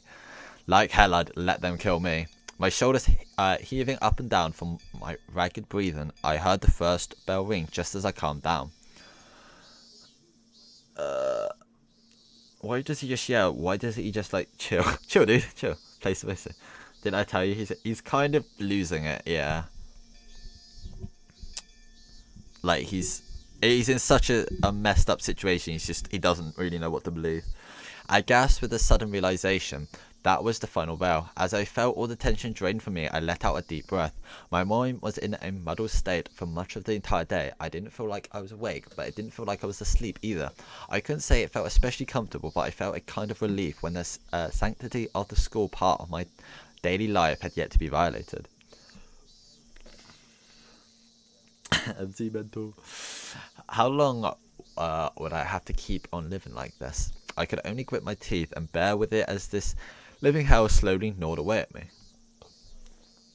Keiji-kun, come on, it's club time, club time. The sound of Reina's voice brought me back to my senses. Come on, Keiji-san, stop spacing out. Bring your desk. Everyone was moving their desk together as usual. That's right, it was happy fun club time. But I had no intention of taking part. I haphazardly stuffed the contents on my desk into my bag as I prepared to go home. It was a weak-handed gesture to avoid having to actually say, I'll be going home now. What's this, Kei-chan? You're planning on going home right away again? Mion sounded quite disappointed. I'm just not in the mood. Could you just let me be for a while? The tone of the words that spilled from my mouth matched Mion's disapproving glare. It felt like the air in the room had dried out. Satoko looked like she was about to say something, but perhaps dissuaded from the mood, she swallowed her words and stayed silent. Nobody said a thing. I took that to mean that I could leave if I wanted, but the collective gaze of the four of them, like the tiny pins used to mount an insect. Oh, in a display. I was like, what the hell are you doing with insects? Held me in place. Reina was the one who cut through the heavy mood. Keiichi-kun, you just didn't like playing with girls, I guess. She said it in such a melancholic tone that it sent a wave of pain racing through my heart. If this pain was going to kill me, I wanted it to be the soft part of me that could still feel pain. I tore up my chest, violently tearing out the pins that held me in place. That's not it at all. I'd only be hurting myself by saying anything more, so I swallowed my words. Cutting things off there, I turned away and exited the classroom. They didn't speak a word to me as I left. Stop being a pussy, you fool. It was a long, dull trip back home, but I didn't lose focus. I firmly squeezed the grip of my battle, which he just like stole from school, which is already soggy from a sweat. That's gross. Realizing that, I wiped it down with my sleeve. If something were to happen, I wouldn't want it to be slippery. Since this, get some gloves then, Osman. Since this morning, I'd become especially sensitive to the presence of cars. Even while walking, my ears pricked up and sought out threatening sounds and presences that could be closing in. And that was why I could hear it. Without a doubt, there were footsteps. These footsteps had matched up perfectly with mine for a while now. For what I could sense, it was just one person, but I had no intention of being careless. Did they intend to follow me like that car this morning until they were in a good location to assault me? Then it wasn't a good idea to keep walking like this. I stopped walking and looked back. The wooded path, crowded with trees, responded with silence as if there was nobody there to begin with. But I wouldn't be fooled. I was certain footsteps were following me.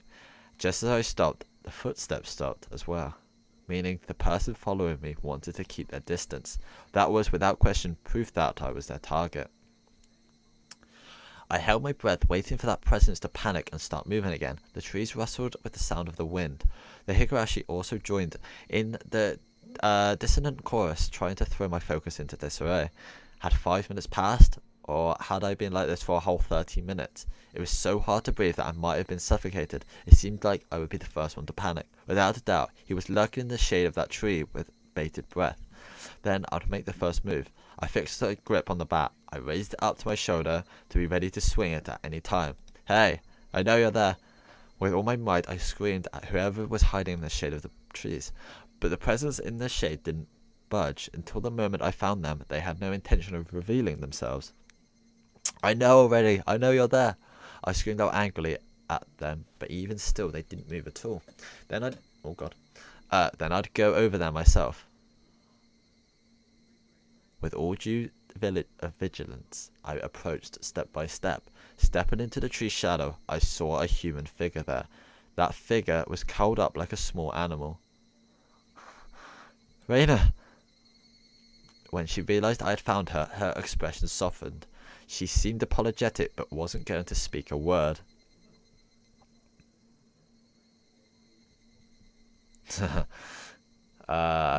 Did you have some business with me? I didn't accept that silence and screamed a question at her.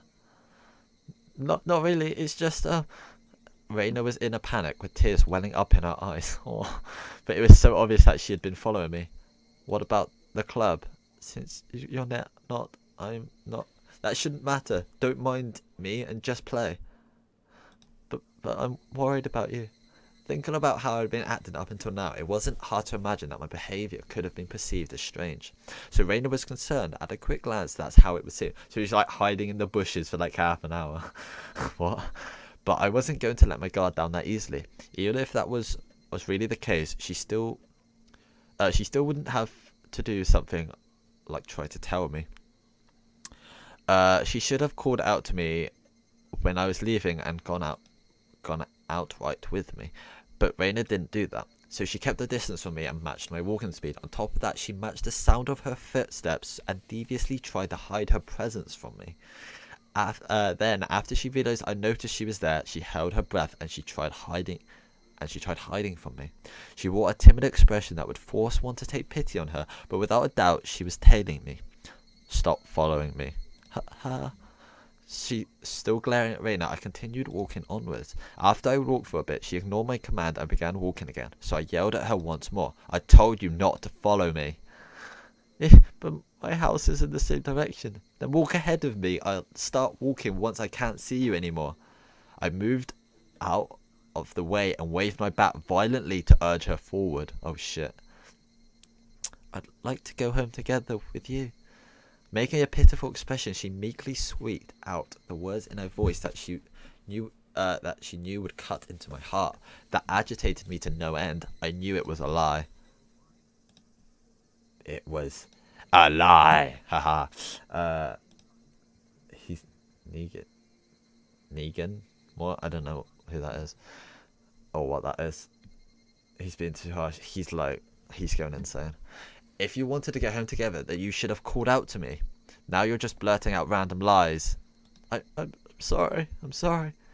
It seemed that all the seething anger within me was written all over my face. Even without me saying anything, Reina had understood what I was feeling inside. If you get it, then go. I swung the bat, urging her again to walk. Reina looked back and forth between me and the bat and started walking hesitantly, then stopped again. Go on then, hurry. I'm going. So please stop with the bat. It's scary. Reina guarded herself while pointing at me, holding the bat. She may have realised that I wasn't planning on using this bat for baseball. I lowered the bat but still guardedly opened the way for her. Go. There's no problem now, is there? Yeah. There was nothing else she could protest. Like, imagine, like, for argument's sake, let's say, like, she didn't realise when she was, like, in her, like, evil, crazy mode, and she's just, like, the sweet girl the whole time, and she's been confronted with Keiichi. He's, like, just trying to, like, swing a bat at her. That must be, like, scary as shit. There was nothing else she could protest. She passed by me timidly so as not to set me off. As I watched her pass by, she stopped completely after having barely moved at all. Hey, don't stop. Then a powerful gust blew past us, barraging my face with dust. The dust got into my eyes and clouded my vision. While rubbing my eyes with my left hand, I swung blindly with the bat in my right, protecting the small opening I had presented. But Reina didn't even try to attack during that opening. Attack me? No, she hadn't budged an inch. I could tell from the sound of her fluttering skirt in the wind. As her skirt settled, so did the silence. At that moment, the voice inside of me immediately warned me of impending danger. I was caught by surprise. The smell of the air had changed. Without me realising it, the air around me suddenly felt like a calamity was about to befall me. It was like the air had suddenly become invisible concrete, like Reina and I were locked in this space. Reina didn't move an inch. Also unable to move, I stared at her back. Reina was the first to break the silence. Instantly, she altered her stance. I felt like I had just witnessed a shift from Reina into the other person who looks like Reina. But the voice was the one I knew well, which was filled with a kind of bewildering pity. Carelessly, I felt relief upon hearing that pitiful voice. Well, excuse me, but can I ask you something? Too shy to even turn around, Reina squeezed her voice out desperately as she trembled. What? Well, why do you have a bat, I wonder? The question Reina asked was by no means unexpected. I can carry whatever I want. But you didn't have one up until today. Why so suddenly? It's alright if I decide to do something suddenly, isn't it? Is it strange that I have a bat? Because Keiichi, you're not the kind of person to play baseball. Yeah, he's not even like a sporty guy at all, is he? It's weird. I couldn't tell what kind of answer she was looking for, and I was getting tired of answering her. I just suddenly got the urge to play baseball. Is that so weird? It's weird, she answered instantly, and that annoyed me slightly. I just suddenly wanted to play baseball. I wanted to practice my swing, so I'm carrying around a bat. What's strange about it? Strange. Weird. Definitely. Why has Keiichi also... Your ramblings are annoying me. Is it that strange to have an interest in sports?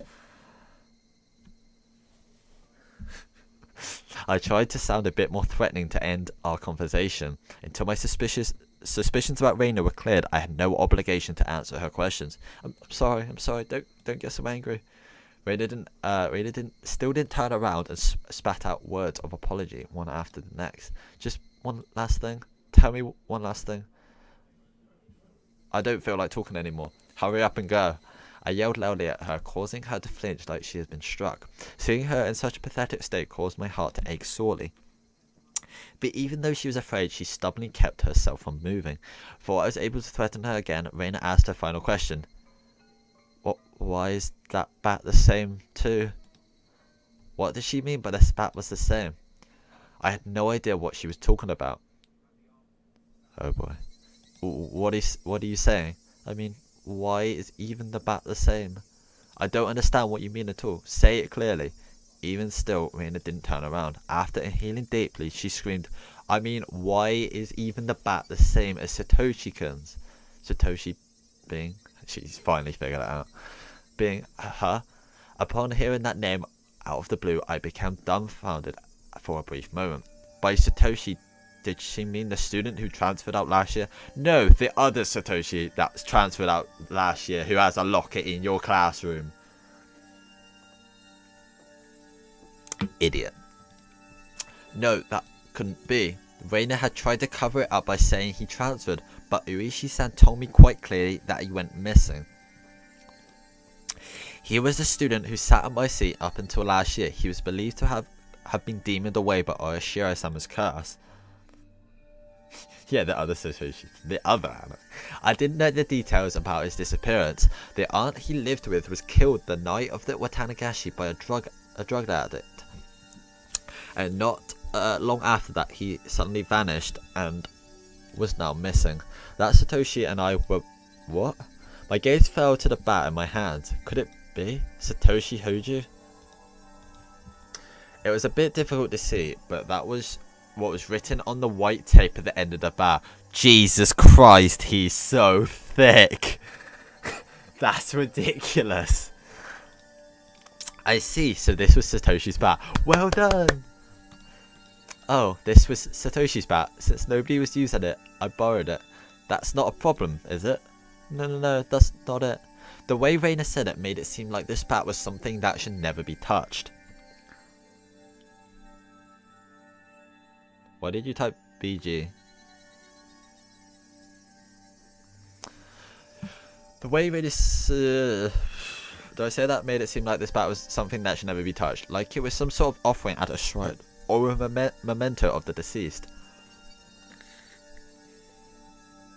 Oh, okay, I get it. Sorry. I could only stand there, perplexed and unable to respond. Reina continues speaking without waiting for a reply. Why is it that you're doing the exact same thing Satoshi-kun did when it happened to him? Reina was talking about more than just a bat belonging to Satoshi. It was the same with Satoshi-kun. He joined a baseball team, but he didn't really like baseball. What does that have to do with me? Satoshi-kun also suddenly started walking around with a bat one day. He joined the team, but he wasn't the type to play sports. What about it? I closed my mouth before I could say that out loud. Listen carefully, Keiichi. Reina is trying to tell us something important. Satoshi-kun also one day came to school all by himself all of a sudden, just like Keiichi-kun. Then one day he suddenly started practicing his swing, just like Keiichi-kun. Then one day he suddenly began carrying the bat around with him, just like Keiichi-kun. Then one day he suddenly what? Reina had swallowed her words. She almost spoiled the story. No, Reina, don't. Reina suddenly silence brought a hush back to the surrounding area. It was then that I could finally digest the content of the entire conversation. She was saying my chain of actions were exactly the same as Satoshi's. Was that the meaning of this? Up until now, I'd forgotten all about Satoshi. I had never paid much thought to him in the first place. What the girls were saying is that he transferred, but the cop told them that he had been demoned away, so he just disappeared one day. Not only that, I didn't even know anything of what he'd done. My actions today should have been my own creation after all the planning I had done, but they had been the exact same as Satoshi's. Then more importantly, if both Satoshi and I acted the same, then there was a really good possibility that what happened after would be the same. Reina, that day, what happened to Satoshi? Reina knew. She knew what became of Satoshi. No, forget what happened to a guy in the past. Reina knew what was going to happen to me. Answer me, Reina. Satoshi, what happened to him? With that, I grabbed Reina's shoulders violently and forcibly turned her around to face me. As I faced her, I felt a jolt travel through my entire body. I told you, Keiichi-kun. It was that person that I didn't know. At least it definitely wasn't the Reina Ryugu I've been talking to up until now. She's back. The voice just now didn't have a trace of the trembling or emotion that it had before. The amount of regret I felt for turning her around so carelessly was unsurpassed. That gaze that pierced like a cold needle, the smile on her face that invoked an image of having been carved out by a knife. Chills went down my spine, my mind froze under a layer of rime. Both of Reina's eyes pierced through mine, leaving me unable to look away. It does, it's like you want to keep staring into it. As if it was to remind me of the fear from that time before, Reina brought her face close to mine, so close that I could feel her breath. I wish they'd like zoom into the image a bit. That would be like creepy as shit. Her face had filled my entire field of vision. Then her sharply shaped lips grew even sharper, like the curve of a crescent moon. She grinned. I told you, Keiichi-kun. After, I hate when she just goes back to normal. It's like, oh god, what are you doing?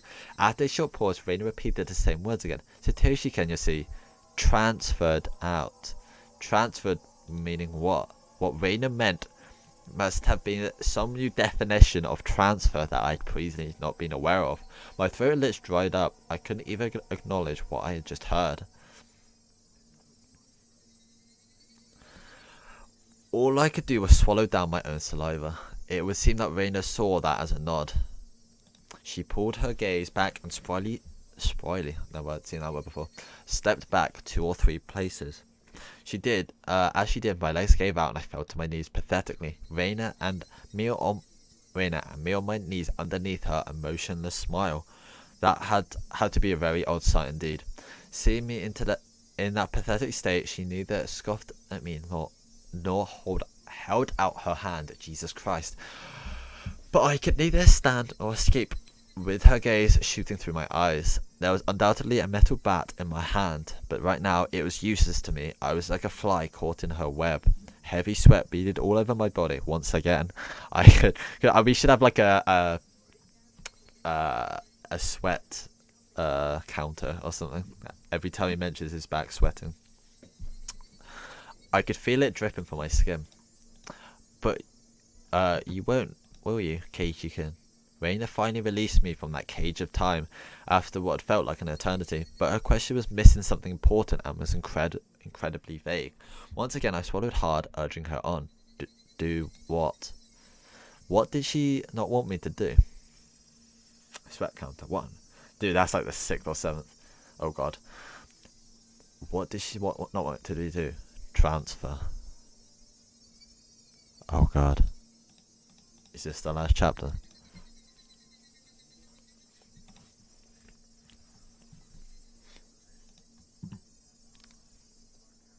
Level 23. Maybe? I got an achievement, but I didn't get tips. Log. No, not that one. Menu. Save.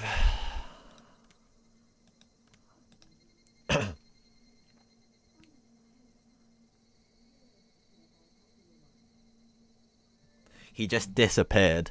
That's what the cop said. He was demoned away. That's what they believe to have happened. Satoshi and I had what? All my well-planned actions throughout the day turned out to have been nothing more than a reenactment of what Satoshi had done.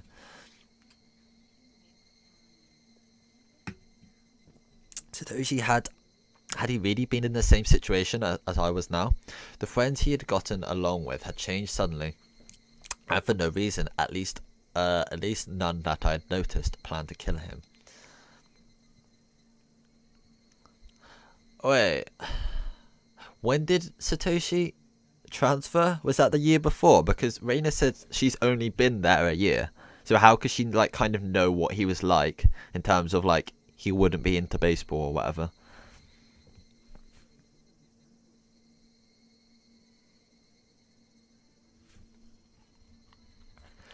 Then thrown for his life as I am, he got a bat to protect himself and carried it around every day to practice his swing. And then one day suddenly,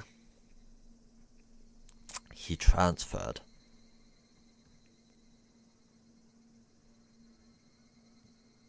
She knows all. Yeah, I think we'll just go with that.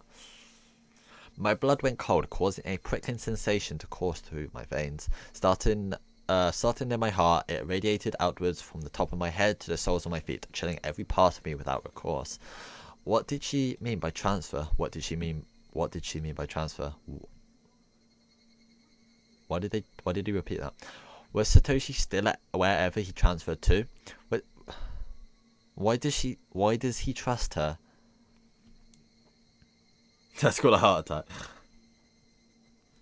Was he the only one who would be able to understand me? Would he be able to tell me why it all ended up like this? More importantly, where did he transfer to? Why are you believing her? What did she mean by transfer? What did she mean by transfer? Before I knew it, I was at my front door. The frigid knob was hard to turn. Oh boy. Was nobody home? It wasn't that odd of an occurrence. I reached into my pocket and pulled out the single key attached to my first silk keychain. I stepped into the entryway just as I was about to take on my shoes. A chill ran down my spine. Someone had entered right behind me, like a class right messing around, standing right up against my back. You're kidding, right? It had to be my imagination. Logically speaking, it was impossible for someone to be able to hide their presence within my personal space all the way through the door. But there was undoubtedly someone behind me. Hey now, Keiichi. How do you know they're there, even though they're behind you? Because I could hear the sound of flowing hair. There's no other reason I'd hear that sound.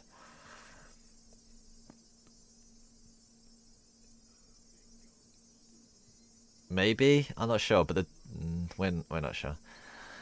That was the presence, because I could hear the sound of them blinking. Jesus Christ, what? Does blinking have a sound? Oh my god. Keiichi Marabara, there's no way you could hear that. It was mostly instinct that anything else that was warning me of that presence. Common sense was telling me that it was just my imagination. It was just my imagination. There was nobody behind me. I began to erase the mental image of an eerie figure standing behind me. But at the same time, I asked myself, if there was nobody, then what was I feeling? As an uncomfortable sensation crawled up my spine. Oyashiro-sama. Actually, wouldn't it be better if there was somebody there? If there was nobody there when you turned around, would you be able to accept it? I'd be able to answer all those questions just by looking behind me, but I didn't have enough courage to even do that simple task. Oh right, I could try speaking to them. The person behind me might answer me. It was a random thought. I didn't care how I went around it, just so I didn't have to turn around. If I had calmed down and thought about it, I would have known that wouldn't have sold anything. Who is it? I spoke in such a hoarse, broken voice that I couldn't believe it was my own. I could almost feel that contemplating their response. I felt it. There's no way I should be able to do that. Calm down, Keiichi. It's all in your head. Please no. That time, I was certain I heard it. As if hesitantly trying to answer my inquiry, I was certain I could hear the sound of somebody inhaling. I heard it. I heard it. I heard it clearly. It was a girl. A young girl. I didn't know who. A tiny speck of courage in me, however reckless it was, inspired a primal yet fitting solution to this current predicament. A scream. All the force of my body released from my lungs and through my throat, ceasing all thought processes in my head. Suppressing all the thoughts and emotions, I began to collapse like a house of cards. Rest in peace. Somehow managing to twist my body and look back at it so. Slows down my scream. Poor choice. It was definitely there. Right there. Somebody was there. Until the moment I turned around, until I brought the area behind me into my field of vision, they were definitely there. Falling face up, my eyes traced the remnants of their presence suspended in the empty space. It couldn't be. They were invisible. They looked like they weren't there, but they were actually still standing there. As I screamed, all the emotions I was holding back burst free in a violent wave. However, I was decidedly calm as my emotional dam collapsed. The turbulent wave of pent-up emotions was skillfully diverted into a torrent of aggression. That emotion was definitely required to extricate myself from the bizarre situation happening right in front of me. In my state of heightened lucidity, I entrusted my body to the fury. The metal bat held firm in my right hand as if I drew there by a magnet. A mid-level sweep would be the hardest attack to dodge. I remembered reading something like that from a book about the swordsmanship or something. I brandished my will to fight. The after image of that amalgamation of metal flashed as it swung left to right, beating against the entranceway. The bat slammed into the right wall. The tip rebounded violently. Very calmly, it transferred the force of the rebound into a sweep to the left. The door of the shoe cupboard broke. The short door of the shoe cupboard was split into pieces. Amalgamation, yeah, I got it eventually, I think. Those two swings whiffed through the empty space, but they seemed to have a great psychological impact on the enemy. I could feel the panic emanating from that space. The attack wasn't the only thing required. I extracted the bat from the cupboard. It was embedded in and screamed as I spun my entire body around in a large arc. My scream shook the air, imbuing my ferocious swing with even more destructive power. Yeah, he thinks there's he thinks one of the girls is behind him. I'm guessing he thinks it's Reina, because he thought he heard like a breath, or he thought he heard, oh, he's blinking, so he's just like terrified and just swinging his bat around, just trying to kill what's ever there. Without mercy or restraint, my violent strike, with certainly fatal force behind it, shattered the top of the cupboard. None of my attacks struck the enemy, but my ferocity had certainly seemed to impact them. Breathing heavily, my entire body soaked in sweat, the invisible enemy there, but not there, dispersed. When I was certain that the enemy had retreated, I locked the front door and latched the chain. No way, had it only feigned retreat and was now inside my house? He's like, just lost it completely. Once again, I channeled my aggression and searched the house for the presence, but it was gone. I succeeded in fending it off. At that moment, the tension drained from my body and I let out a deep sigh of relief. He's doing everybody do the Reina. All of the emotions I'd been holding back chaotically merged together and began to flood out. A hodgepodge of fear. That is such like, that is so out of place. Accomplishment and disbelief all mixed together and began to flow through my body. Going mental with a bat. Unable to deal with each individual feeling, I beat them all back with the strongest exhaustion. Even in this moment, I remained composed. After checking that all the doors throughout the house were locked, I went up to the room on the second floor and closed the curtains. I straightened my back and tilted my head back a little. After clearing my mind of all my idle thoughts, I managed to calm down even more. What was that at the front door? There was definitely something there. Thinking about it, maybe it was just an apparition I dreamt up in my confused state, but I really didn't think that was the case. Calm down, Keiichi Maebara. Compose yourself. But no matter how calmly I thought about it, what just happened wasn't a figment of my imagination.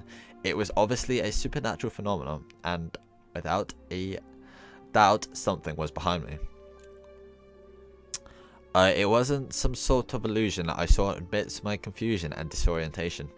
Proof? I had just one piece. When I asked who is it, they inhaled as if they were about to answer. That sound had clearly reached my ears. The situation I was in right now was unclear. Either I'd been possessed by the supernatural phenomenon known as Oishiro-sama's curse, or this was a ruse by the villagers who believed in it and were imitating it.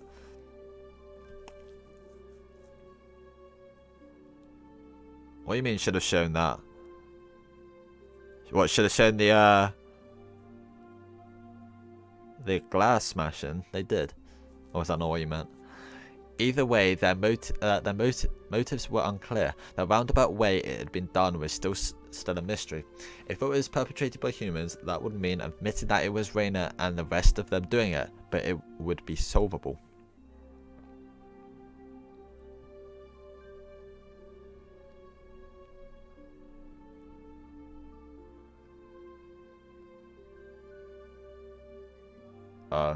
Whoops, my bad. Orishi-san and the rest of the police would surely arrest my enemy. But if it was a manifestation of Oishiro-sama's curse, I wondered what would happen. Orishi-san clearly declared that curses didn't exist. At that time, those words were pretty dependable, but as things were now, with the rising possibility that the perpetrators were not human, he suddenly seemed quite unreliable. If I told Orishi-san that this was the work of Oishiro-sama's curse, what would happen? I couldn't imagine his reaction, but it would go without question that a void would expand rapidly between myself and Orishi-san. With me having so few allies to begin with, and not being able to confidently declare whether or not this was a curse or not, there was no merit to doing that. I'd better keep the facts or what just happened at the doorway to myself. It would be better if I didn't add what happened here to the memo behind the clock. Yeah, because your parents totally won't notice like a massive hole in the wall. Or like the shoe cupboard being just wrecked. There is still the ever so slight possibility that I was actually confused when I thought I was composed and I was just going berserk in the entryway. So it knows it's like a possibility. How wonderful would that be if that was really what happened? I would be able to refute Oishiro-sama's curse. But if I denied Oishiro-sama's curse, then that would mean admitting that Reina and the rest were the perpetrators. If I said that Reina and the rest weren't the perpetrators, then that would mean believing in Oishiro-sama's curse. But by denying both of those, I would be admitting that I myself was losing it. The three options from which I could choose became a trilemma of sorts. They mixed together and formed a whirlpool in my mind, making my head spin. Oh, is that like dilemma but for three options? I thought dilemma was like just any number. Once again, I straightened myself and leaned my head back slightly to calm myself down. Calm down, Keiichi. Accept what has actually happened as reality. Stop thinking of anything more than that.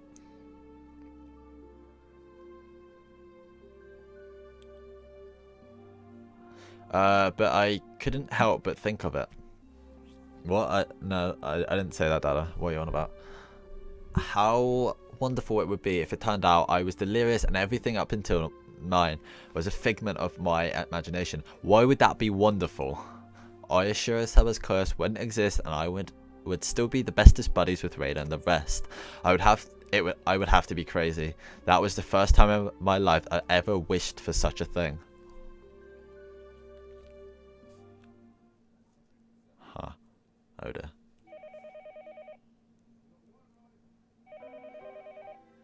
The phone rang noisily downstairs. Generally, there were no calls for me, so I never really answered the phone much, but since my parents weren't here, I had no choice. I squirmed off the bed and went downstairs. Hello, this is the Mayabara residence.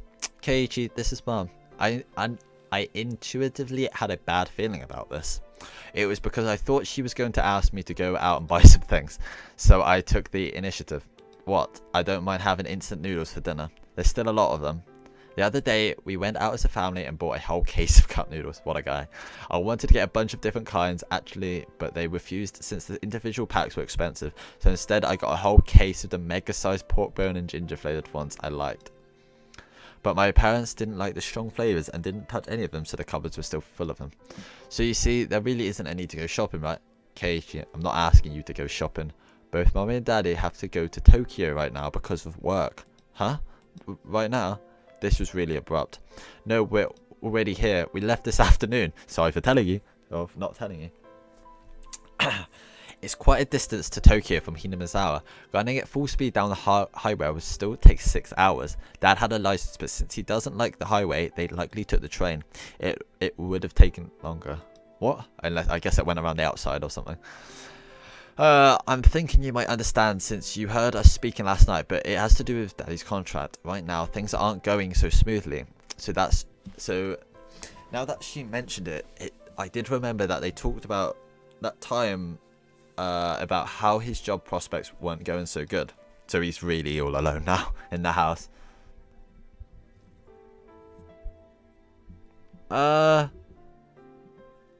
I don't know. It's only like 9:15. I could probably keep going, to be honest. If you guys want, if you guys are gonna leave or something, then I'll stop. But I expect it will only be like an hour and a half or something. I don't know. I'll carry on if you guys are gonna stay.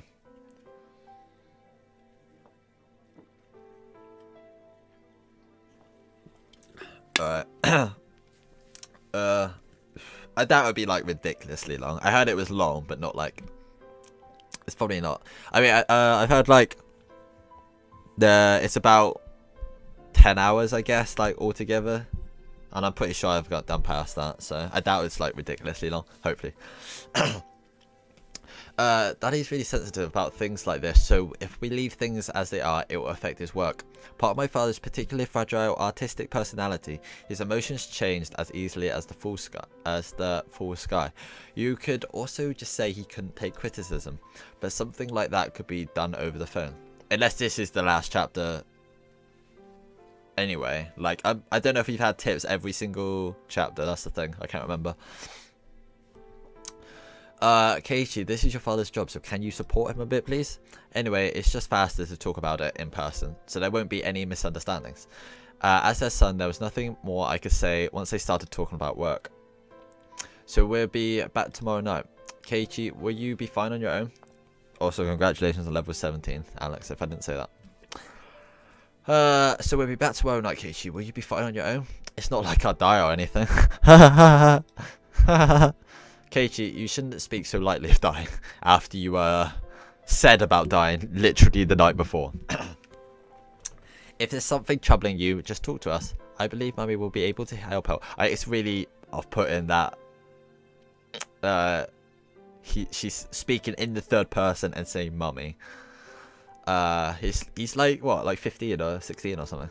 Yesterday I did bring up if I died rather abruptly, so I suppose they were a little worried, but really I was more depressed by the fact that nothing would be solved by telling them. But I didn't plan on dying, at least not while I still knew nothing. I would never allow it. I won't die. I won't. I'll survive even if I have to gnaw my leg off. Yeah, see you then. Tomorrow morning, make sure to wake up and eat your breakfast. And don't forget to take a bath and brush your teeth. Wow. Yeah, see you. The call ended like that. Sometimes my parents went off to Tokyo for business meetings, but Tokyo was far away. They normally did things by phone. The times they did go were normally planned out in advance. It never happened this suddenly. I couldn't say that those circumstances didn't feel strange or rather unnatural. Anyways, I only needed to recognize the reality of the situation, that tonight I was the only one in the house.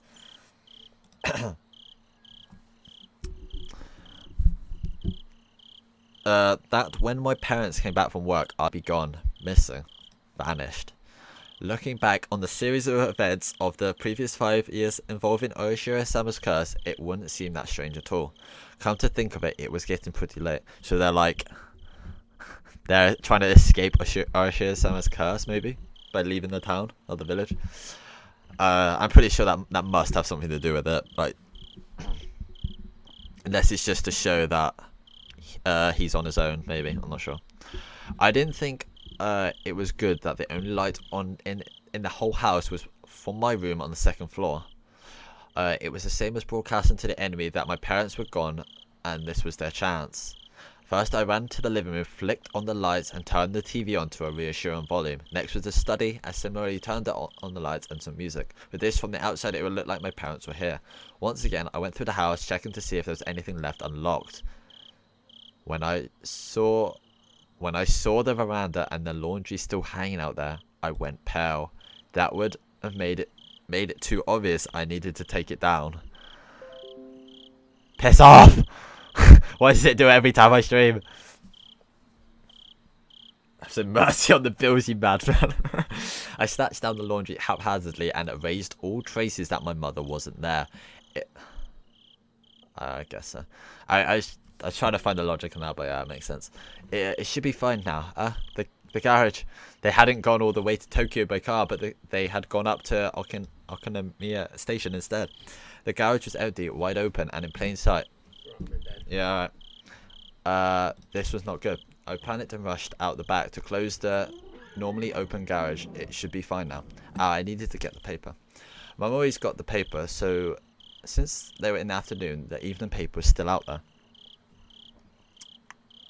The premonition was correct. I pulled out everything from the mailbox and dropped it in the entryway. With this, for sure, this time, it should be fine. Come to think of it, leaving the cupboard busted like that for my little freak out was kind of bad. I'll just say I tripped and fell, the bat was holding. Yeah, I'm sure that would do the same damage. Even so, just leaving it in the current state wasn't good. I should clean it up a little before Mum got back and scolded me. I remembered that there was a broom and dustpan in the closet and I was going to get it, and the phone rang once again. Hello, this is the Maribara residence. Oh, is this Keiichi-kun? Is your mother around? She isn't here at the moment. You said oh no like so many times. You idiot Keiichi Maribara. You don't reveal that to your parents are gone. You can follow up still, calm down and take care of it. I think she'll be back soon. That wasn't a good response either. Now they might say they'll call again or to tell her to call them when she comes back. Then that's fine. It wasn't anything important. Well then, sorry for the bother. The scenario I feared didn't play out, eliciting a sigh of relief. That call was fortunate in more ways than one. I'd have to deal with more telephone calls coming in from my parents tonight. How many people call at night? I was somehow able to deal with the phone call just now, but I couldn't continue to rely on such poor improvisation. Scouting call. Yeah. I need to make up a good story to explain that my parents were home but couldn't answer the phone at the moment. I know a reason. They were making tempura and couldn't step away right now. That wasn't good enough. They were sick and went to bed because they weren't feeling well. Was going to be safe enough. I was thinking about it on the way back to my room when the phone rang once again. It was just like they were calling because they knew I was going to lie. I didn't want to pick up, but I knew I had to. They'd suspect my parents weren't here. I should have just taken the phone off the hook under the pretense that I didn't realise that it was. But since the phone rang, I had to pick it up. I prepared myself and lifted up the receiver. Hello? I stopped announcing this was the Maribara residence. I had no reason to be kind to someone I didn't know the identity of. But unlike my uncouth voice, the person on the other side sounded goofy and light-hearted. Hello, my apologies for calling so late. This is the Orishi from the Okinoma bookstore. Orishi-san, is that you? Maribara-san? Good evening. Good to hear you're doing so well. Or doing well. Wait just a moment, please.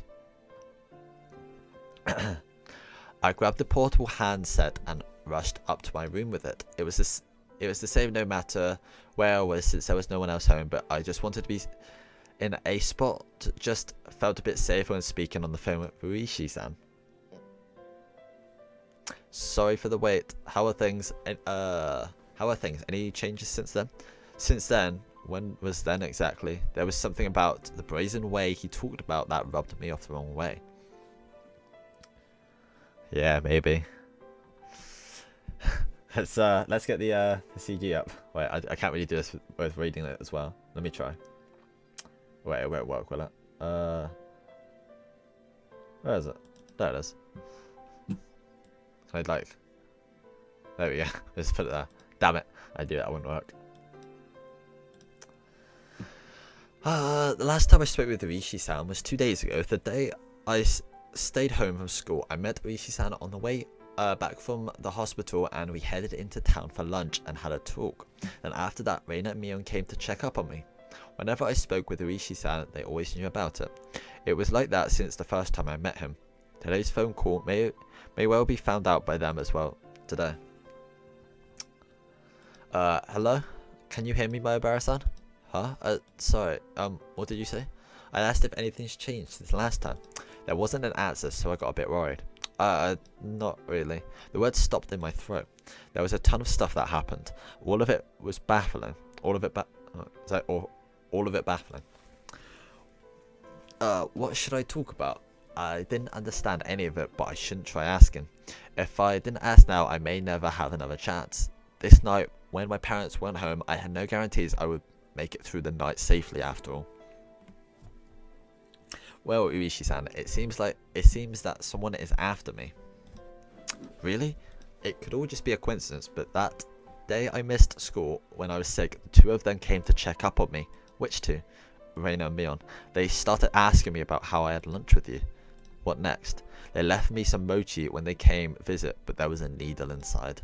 Fortunately, I somehow didn't swallow it. I wonder could that have just been a threat? About the needle. Was it just one of those common sewing needles you see all the time? There was a hole to the there was a hole to thread string through. Not that, Mayobara-san. The needle itself, that's evidence. It could be used as proof that they threatened you. Where is that needle? That's right. That's it. I dropped the receiver and rushed downstairs. When I tossed the mochi, I overlooked it out of terror, but the needle was a valuable piece of evidence. I had certainly thrown the mochi and needle at the wall together. If it was still there, then it would be on the living room wall. But my prudent mother had cleaned that living room wall, and there was not a trace of mochi left on it. Makes sense. Could it be that it dropped in the gap between the wall and the carpet? I frantically searched by running my palm along the carpet, but nothing turned up.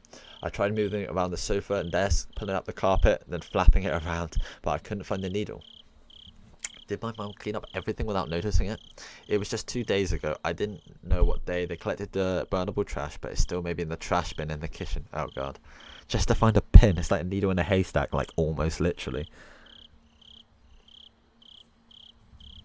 I don't know what line you're on about, but I don't want to say anything 3 times fast. I rushed into the kitchen, opened up the lid of the pail and poured out the contents. But even at a glance, I could tell that it would be incredibly difficult to find a needle in this pile of trash. I was looking for a needle in a trash stack, yeah. We done that joke, god. Oh, thread string through, easy.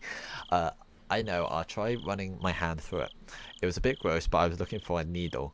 If I felt a small prick, I'd be able to find it.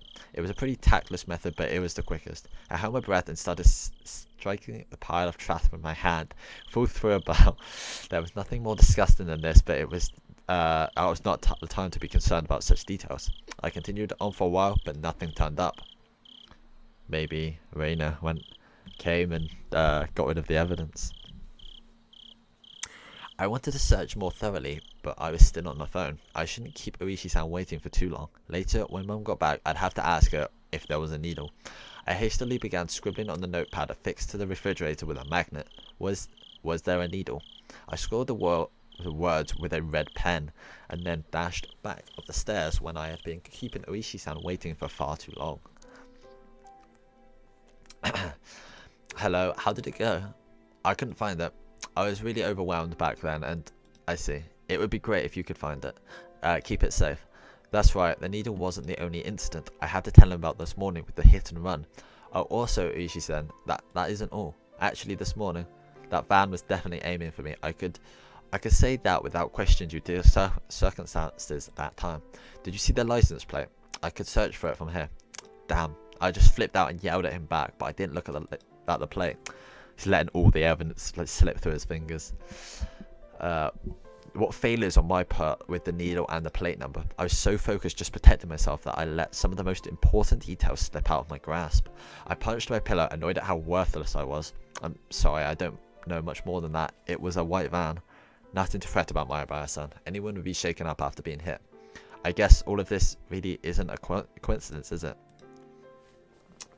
Oishi-san started to hem and haw on the other end. I can imagine him folding his arms. Also, Reina is acting strange. How so? Well, Reina said on the way home today, asking why I was so much like Satoshi-kun. Now I could say it was confidence that Reina knew what happened to Satoshi. She knew that there was more to it than just him simply disappearing. Reina knows. She knows something regarding what happened to Satoshi, the kid who demoned away last year. What would that be exactly? Reina said I was the same as Satoshi. She said something to the effect that that the way things are going, I'll end up with the same fate as Satoshi. Fate, you say? Exactly what kind of fate did she say would befall you? Transferring out, she said. Transferring out? Reina said Satoshi transferred out. So given how things are going with me, I'll transfer out too. Oishi-san let out a stern sigh and then grumbled loudly. Maibara-san, that was probably some sort of threat, or maybe some type of warning. I thought so too. At that point I started to think, would it be prudent to sum up everything that had happened up until now? The machinations of some human perpetrator? Other than the theory of it being Reina and the others, I was left with Oishiro-sama's curse actually existing as the only other explanation. Of course, I couldn't tell that to Oishi-san, except Reina's strange behavior could be proof of either scenarios.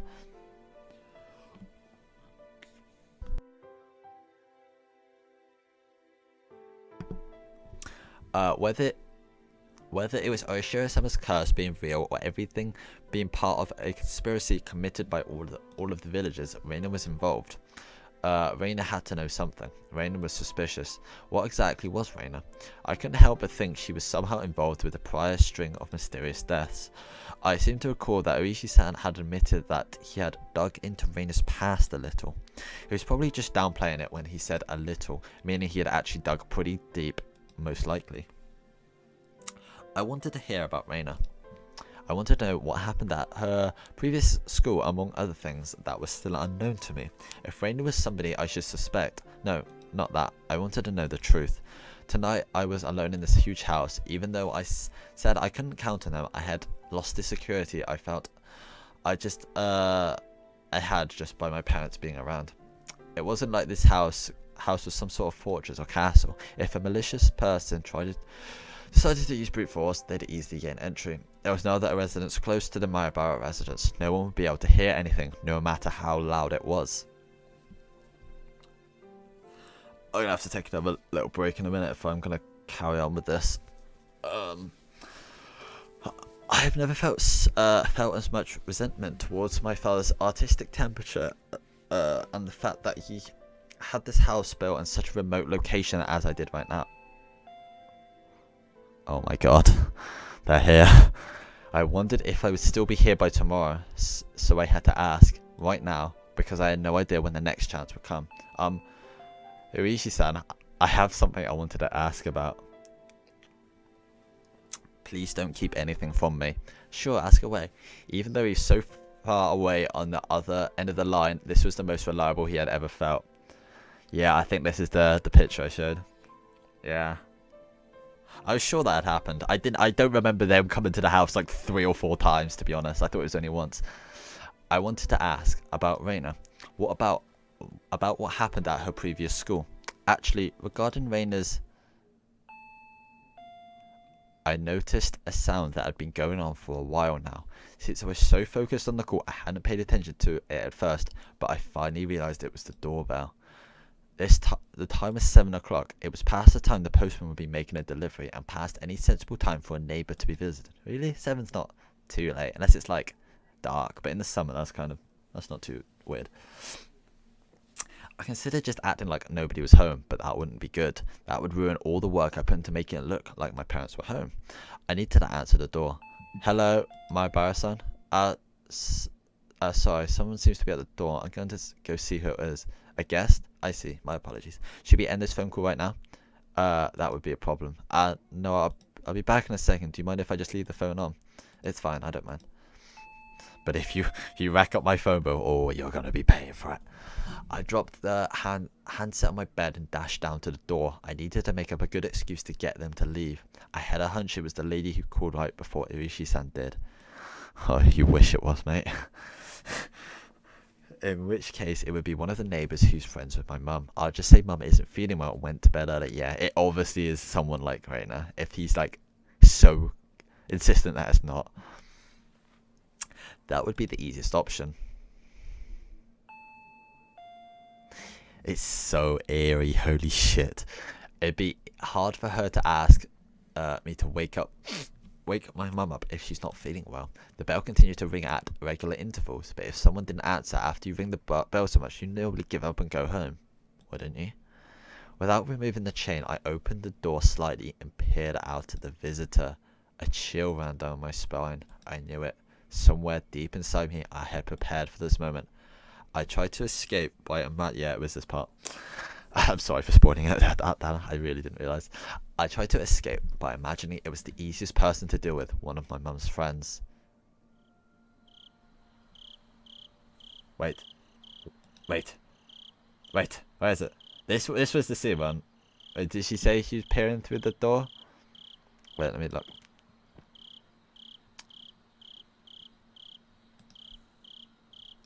No, I guess that's not the right picture, is it? Nah, not yet, nah. Good evening, Reina. There shouldn't be any reason for Reina to come over this hour. The timing also made me feel uneasy, because it was just as I was about to ask Irishi-san about Reina. I wish I could have chalked this up to some mere coincidence, but those unsettling words from Mion several days ago echoed back to me. There's nothing this old man doesn't know. Oh boy. Calm down. Are you alone, Reina? Yeah. It seems that Mia wasn't with her, but that didn't change the situation at all. Where did your bat go? Why did you come here?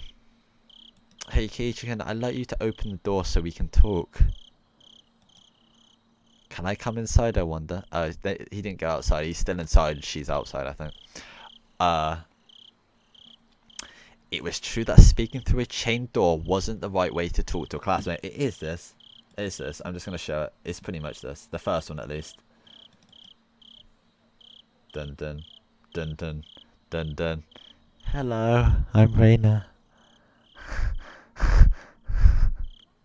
See, this is what should be happening in the game. I'm disappointed that it's not.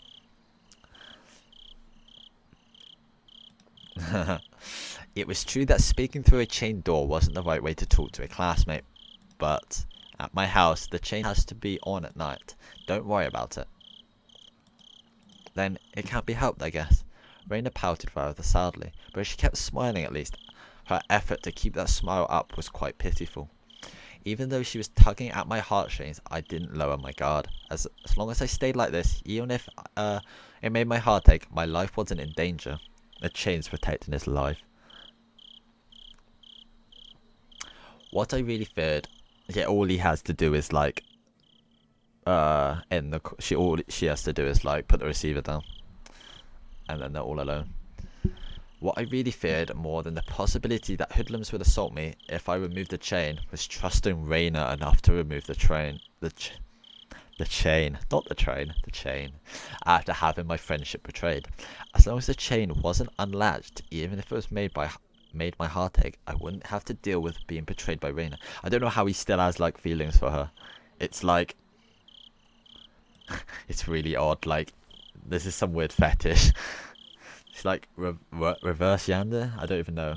I guess it's just like, I don't know.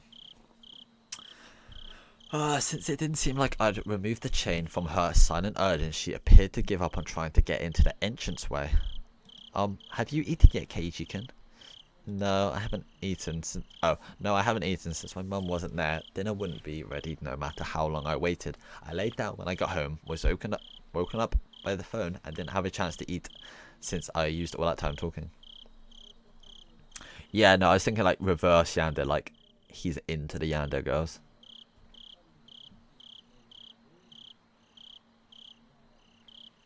Yeah, I did. I was going to have cup noodles in any case. I could just eat one whenever I wanted to. See, that doesn't give me very many answers. You'll realize why at some point. I don't know how much. I might be like trying to keep it a mystery where it's really super obvious to you, because you seem to be always one step ahead of me. But I won't say it just in case. No, not yet. What about it? Then good, Star. Look here. I bought a bunch of dishes. They totally don't have needles in it. Raina held out a stack of boxes wrapped in a cloth. If I could use your kitchen, I could heat up the miso soup and other stuff. Star. It's fine. You don't need to do that. But there's lots of tofu and vegetables in it. Does Keiji not like that type of stuff, I wonder? There's no way I wouldn't like that. I love miso soup and lots of ingredients. White radish, carrots, burdock root and potato. Oh, that's gross. Jesus Christ. Dense and fibrous root vegetables. That makes me sick just thinking about that. Jesus Christ. I also bought rice, so if you microwave it, you can eat it really quickly, Star. Without a doubt, rice needs miso soup. Stuffing rice down your gullet, slipping miso soup in between ravenous bites. Oh yes, how wonderful it is to be born Japanese. Also, I made some more pickles. The pickles returned. Star. I made Sansai pickles this time. She's bamboozling you. Before I had moved here to Himazawa, I scoffed at the mountain vegetables called Sansai, but I was captivated by their charm the first time I tried them. Let's have a look at what they are. Pickle root. Oh, get away. Sansai.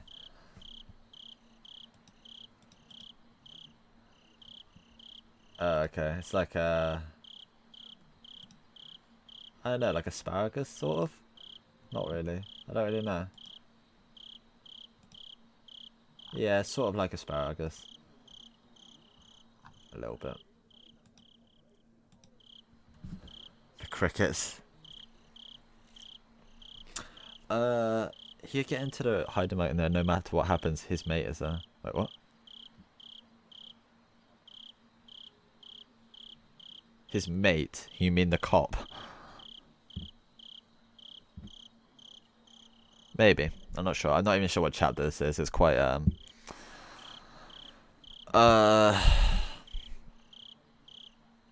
no, I don't know what I don't know what the word I'm looking for is.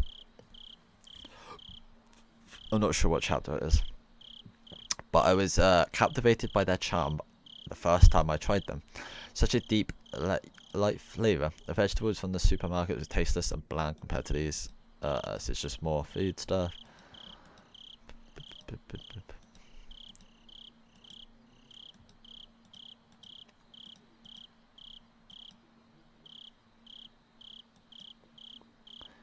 Raina appeared to be in good spirits, and she was offering such a delicious sounding dinner.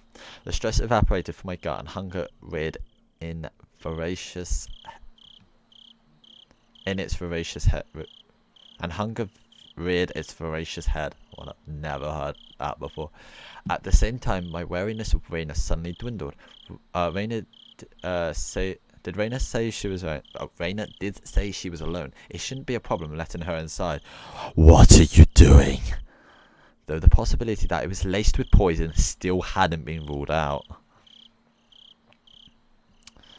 At that moment, a cold chill ran down my spine once again. I couldn't understand why such a sensation had just occurred just then, but then the voice inside me was sounding the alarm. This happy Raina speaking of this charming dinner was depending on one premise. That premise was that tonight dinner hadn't been made at my house, meaning it was under the assumption that my mum, who should be making it, wasn't here. At any normal household, 7 o'clock would be around the middle of dinner time. Oh, I didn't even consider that. Oh god. Jesus Christ. She knows too much. If my mum were here, we'd be eating dinner around this time as well. The fact that she brought over all the makings of a meal at this time was inherently strange. Unless she knew. Raina, did she Did she know that my parents weren't home? But then there was also the chance that this was a bluff. I had turned on the lights and a bunch of other stuff to make it seem like my parents were here.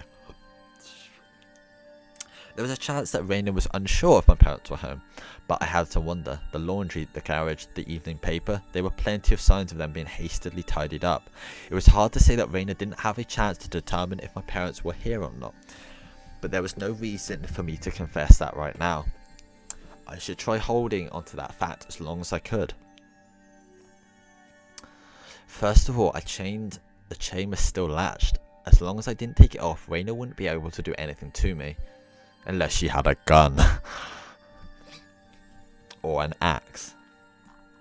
Which she tends to have. I'm quite grateful, but dinner will be ready pretty soon. Hi, is that so? I know you went through all the effort and everything, but well, unable to think of a good way to refuse, my words trailed off weakly. But some of this could work as side dishes, I think. I'm sorry, we have more than enough already. My mum always makes quite a few side dishes, so...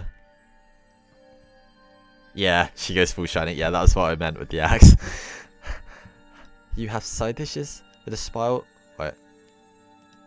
With a smile that bordered on a cringe, I dodged her questions apologetically. But the feeling I tried to ignore began creeping up on my back again. I spoke as if my mum was settling down dinner right now, but it didn't mesh well with what Raina was saying. Raina was talking as if she was aware of some obvious fact, and that I was aware of it as well. So Keiichi can cook. What did you make, I wonder? No, it's not that I... Raina had assumed out of nowhere that I had made the dishes. No, not so much that I'd made them, but rather that my mum hadn't. It's a metal door? Is it? Wait, chat. Oh yeah, yeah, I guess so. Yeah, it's silver. I mean, I guess it's metal. Did you really make them? The side dishes? Did you, Keiichi-kun? It wasn't me who made them. My mum did. She's making them right now. So you see, I'm sorry, but I can't eat what you bought. Raina fell silent at that moment. At that moment, I felt that the light had suddenly disappeared from her eyes. Why is this face creepy now? Her cheerful face terrifies me, almost more than the creepy face. How about I try guessing what Keiichi-kun's dinner will be? It doesn't matter what I'm going to eat. Let's see. The conversation might appear natural at first glance, but Raina was firmly in control. It felt like I was being interrogated. Your dinner, I wonder, is it something that can be made with just hot water? Hey now, stop with the insults. I can't believe you belittle my mum's extravagant dinner like that. Tickets sold out, full capacity already. It's that amazing. I tried my best to put on a strong front, but I couldn't grip my teeth. I couldn't grip my teeth quite right.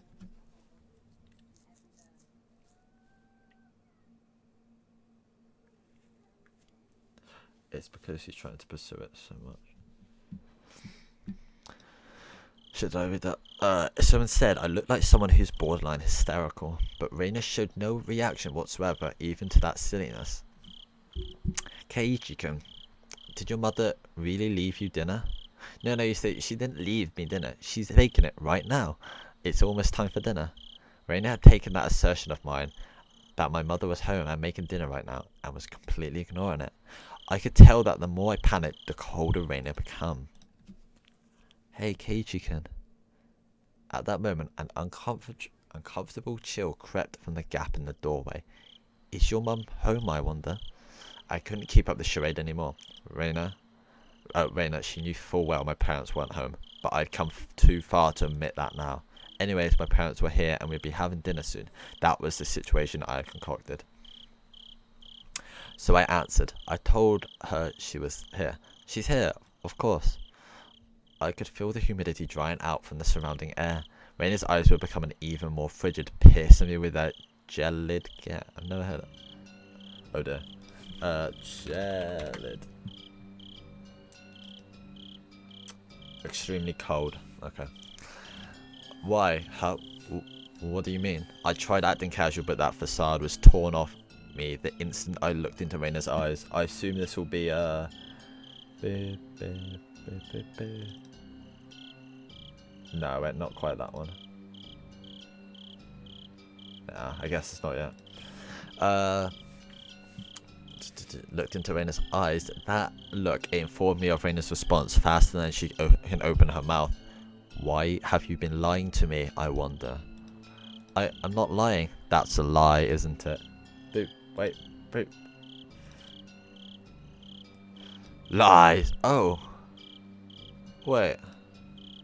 Oh, that was for this scene, I think. Because this looks dark here. I assume this was, I assume this was when... No, that must have been when she screamed lies earlier. Never mind. It does look dark, though. That's a lie, isn't it? It's not a lie. Lies. Oh, it is. Yes, it is. Yes, it is. Lies. Lies. Ah.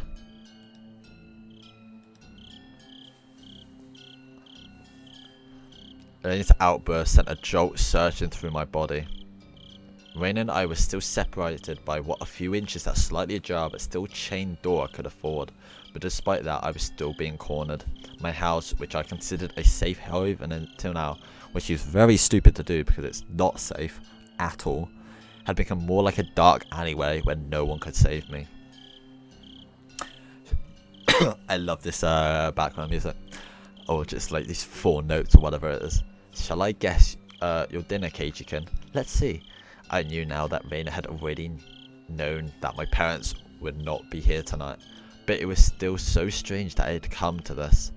Even if she somehow knew that my parents weren't home, there was no way she should be able to guess what I'd been eating tonight. But Raina said she'd guess. How could she guess it?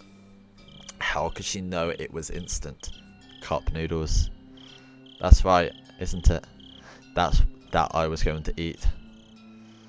Wait, the cooking repertoire of a man who can't do housework is probably nothing but cup noodles after all.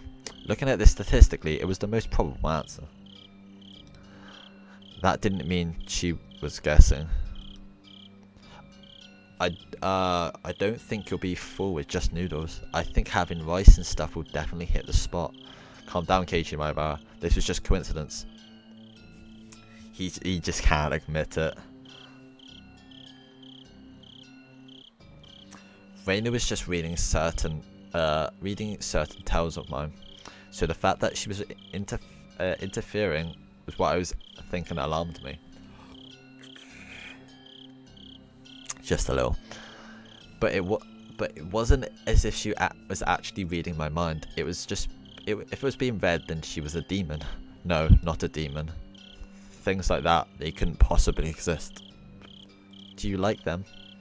Do you mean noodles? No.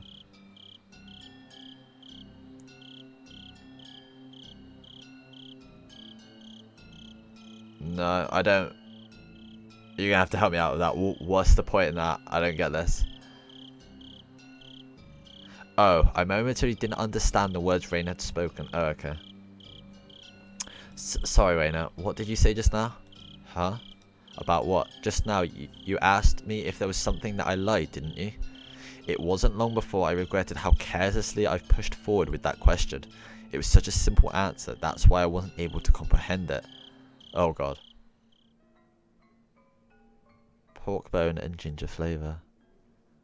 I wondered how I appeared in the moments my mind went completely blank until the moment I was able to recover.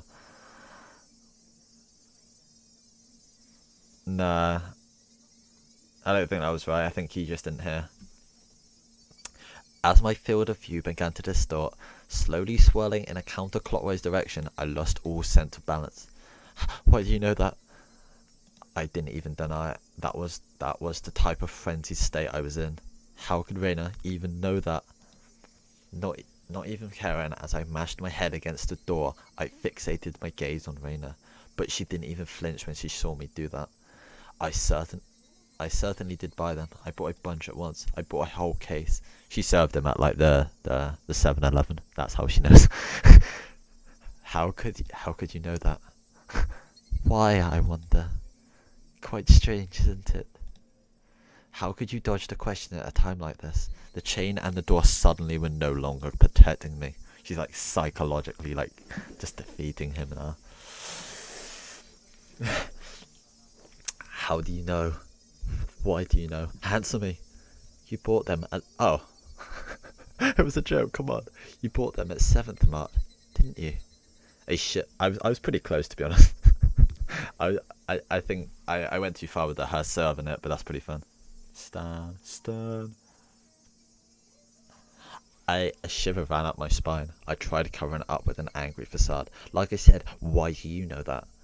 I was behind you, following you the whole time. What are you saying? I couldn't understand why she was saying she'd been following me all this time. That's because Reina was right behind Keiichi's back. Oh no. No, where did Alex go? I think Alex, no.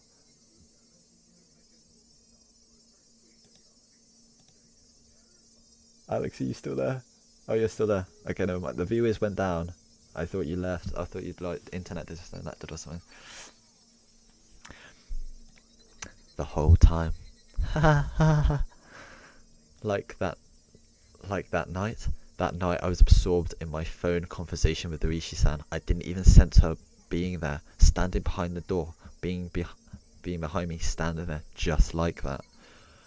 When Keiichi was picking out the noodles, I was watching the entire time. I know, right? You picked out so many flavours, didn't you? Then your mum got angry. If you were going to pick the expensive ones, then you should just pick one type, she said. Then Keiichi picked out that big box of pork bone and ginger flavour that he loves so much, didn't he? Star. I like it too, pork bone noodles, but I can never eat a whole big bowl by myself. My brain was paralysed, dulling my senses. It might have been a defence mechanism to diminish the fear I was feeling to non-traumatising levels. With the fear being diminished, the fog enveloping my mind was cleared away. You've just realised now that she's creepy. Then I could understand what Reina was saying and started to put meaning behind her words. Even so, my fear hadn't subsided completely. It was like I was standing at the edge of a cliff, eyes closed so I didn't have to look down. It didn't solve any of the basic problems. I slowly took a step backwards, and as I withdrew, Reina advanced. So Keiichi-kun... Okay, this is definitely when, like... So Keiichi-kun...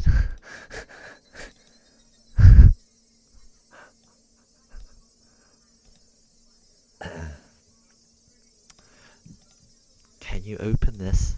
We can eat dinner together, Star. I'm sure it's going to be delicious, okay? Reina's pale, slender fingers squirmed through the crack in the door one at a time, and as if they had a mind of their own, rattling the chain. Jesus Christ. If she had unlatched the chain from the door, a feeling of terror would have just exploded within me. But Reina didn't do that. She was simply imploring me to remove the chain. She was doing her hardest to light the fuse to the powder keg in my heart, trying again and again. Clatter, clatter. But it doesn't light. It doesn't light. Open up, Keiichi-kun. Please go away. I beg you, please go away. How can you say something so mean, I wonder? Please go away. Go away, go away. The powder keg inside me finally went off. No smouldering, it just exploded. Jesus Christ, that startled me very slightly. I tackled the door. The force through the door had knocked Reina momentarily off balance. I couldn't hesitate here. Jesus Christ. I grabbed onto the doorknob with both hands, planting my feet firmly, and pulled with all my might. But that slamming sound I so desired didn't happen. It's red now.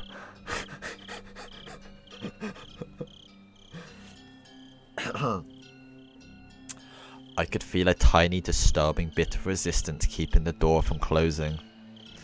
And the source of what that was, Reina's fingers. each of those fingers wriggling, squirming around like the tendrils of a carnivorous plant through the crack in the doorway.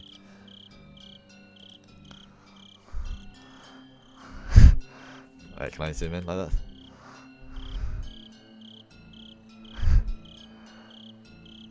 This is what the game should do. I'm just doing what the game should do.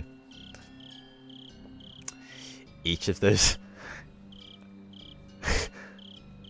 I don't like that, it goes up in notches. I need to do that. Each of those fingers wriggling, squirming around like the tendrils of a carnivorous plant through the cracks in the doorway. It hurts, Keiichi-kun. Oh yeah, I just realised. I didn't realise he actually slammed it. It hurts, Keiichi-kun. It hurts. It wasn't a harsh shriek, but more of a yelp she was trying to keep back. Go away, go away, go away. I kept on pulling on the door with all my might. I didn't even realise that if I didn't loosen my pull on the door, at least momentarily, Reina wouldn't be able to pull her fingers out, and that's why the door wasn't closing. Ah! It really hurts, Keiichi-kun. I'm sorry if I was messing about too much. I didn't care one bit for her apology. No matter how much she apologised, it didn't change any of what she had done up until now. Yeah, it's almost better without it, isn't it? Like I'm like I'm like clenching my hands. I don't even want to like it didn't change any what she had done up until now. She didn't change anything. It hurts. I'm sorry. I'm so sorry. Go away. Go away. Reina couldn't leave even if she wanted to because I've trapped her fingers. Reina's white fingers had become deep red and were no longer even squirming. I'm sorry. I'm sorry. I'm sorry. Go away. Go away. Go away. Reina's apologies were occasionally twisted with pain, but like a broken record, she was intent on repeating it over and over. Go away. Go away. Stop it. Stop it. I pulled on the door even harder. Dude, this you might literally not be able to handle what happens later on. this oh god, yeah, you might have to like leave later. I'm not even joking if you're getting like creeped out by this. Finally, Reina's fingers were somehow able to slip out from their imprisonment in the doorway. Oh, yeah. No, if you think this is bad, you're in for a treat. The moment that happened, the door closed soundly, and I could hear that thud of Reina falling on her butt on the other side. I locked the door immediately. I made a loud clank, voicing my rejection to Reina. Yeah. That's what I'm looking forward to later on. I can't remember which part it is. I'm pretty sure it's in the first half though. It might be in the next one. It's in something that's released at least, I'm sure. I'm really looking forward to that part because it's my favourite part in the series, so it's going to be amazing in this. I'm sorry. Keiichi-kun. I'm sorry. Open up, Keiichi-kun. She's like a zombie, almost. We must go deeper. Yeah, sure, if you want a break. I was going to go get a drink anyway. I'll take like a 2-minute break or something. You can just sit here with the imagery in your head.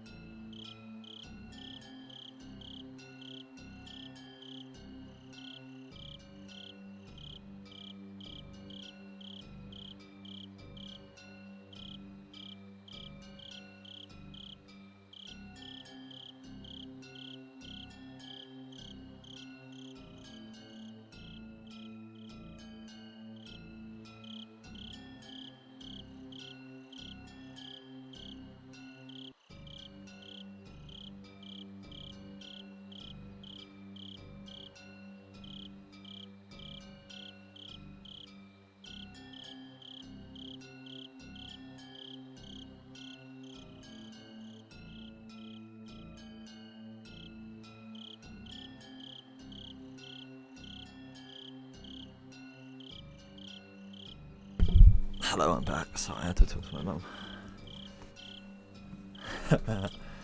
the music and the crickets. Right, 1 second. I'm just gonna mute again. I'll start in a few minutes.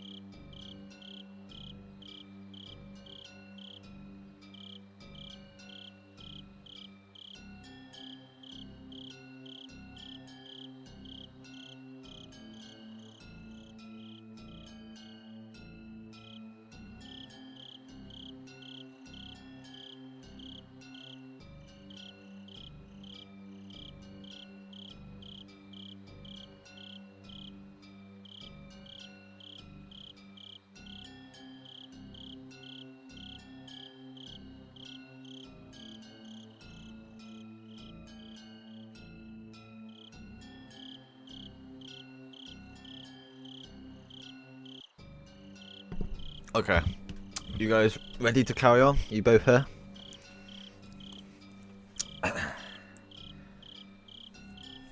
This must be chapter 12, right? I'm sure it must be.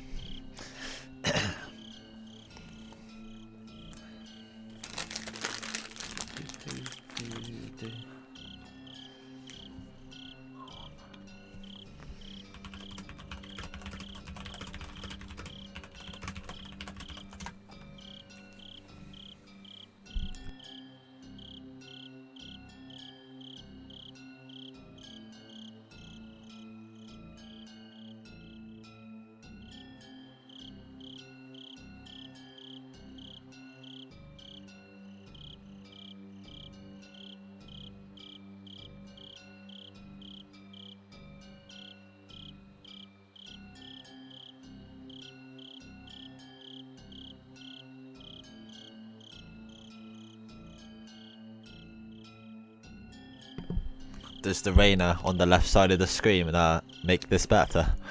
So I don't get to see that.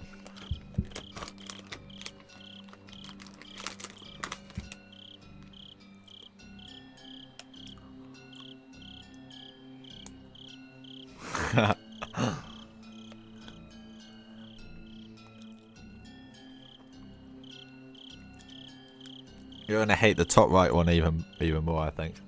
I'll try and find a cute picture for all the girls, but we'll see.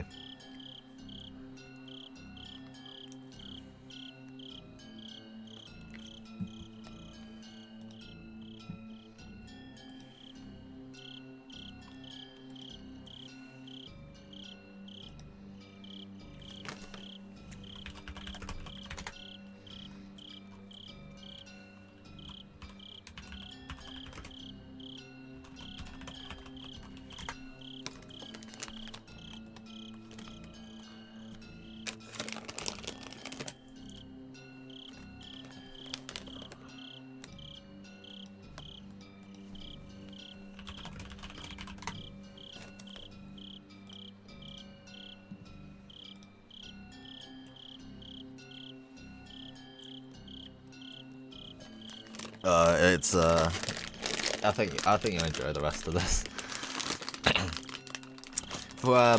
For context, I don't really remember hardly any of this. I don't remember the whole finger door situation at all. So for the stuff I do remember, that should make it a bit more give it some context of how these rate, I guess. Because you weren't here at all. Shut up. You stopped for like 2 minutes.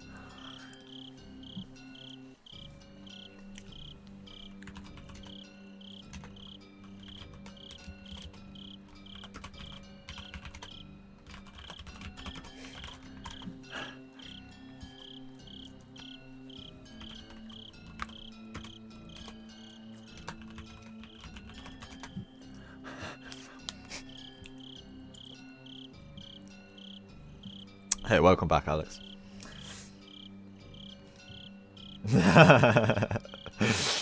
I just said in Discord to Alex, Rainer is waiting for you. Alright, let's carry on. After confirming that I was sufficiently sealed off from her, I trudged away from the entryway. No, I just meant DM. Sliding into Alex's DMs.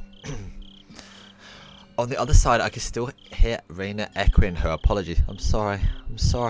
Those pitiful words, they would be forever seeking my forgiveness. I didn't feel bad about this at all, but that wasn't out of any sort of malice.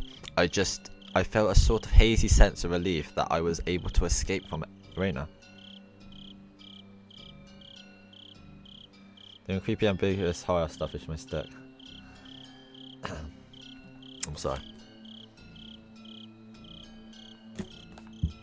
Before Mion had threatened me in this doorway, nailed it, saying there was nothing she didn't know, and just now at the same place Reina told me the same thing. My feeble attempts to disguise the fact my parents weren't home had served no purpose from the start. I should have just pretended to be out and not even opened the door. Don't think that would work too well either. My meager plans hadn't helped at all. In Hinamazawa, it was impossible to outwit them. Even though I was on the other side of the door, I wanted to get as far away from Reina as possible. 1 step, 2 steps, with each one her snivelling apologies became more distant. I sprinted up the stairs and dove into my room. As you would expect, I was finally no longer able to hear Reina repeating her endless apology. Oh shit, is he still on the phone? I forgot about that.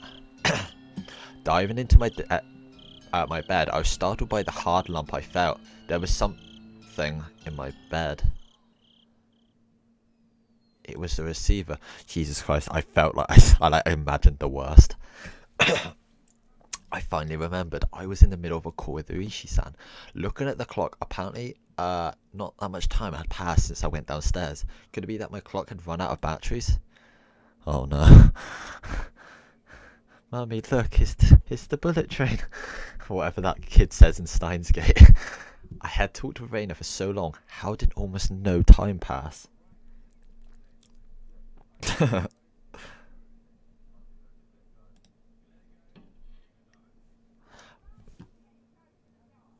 I swear somebody just knocked my window from outside. What the fuck?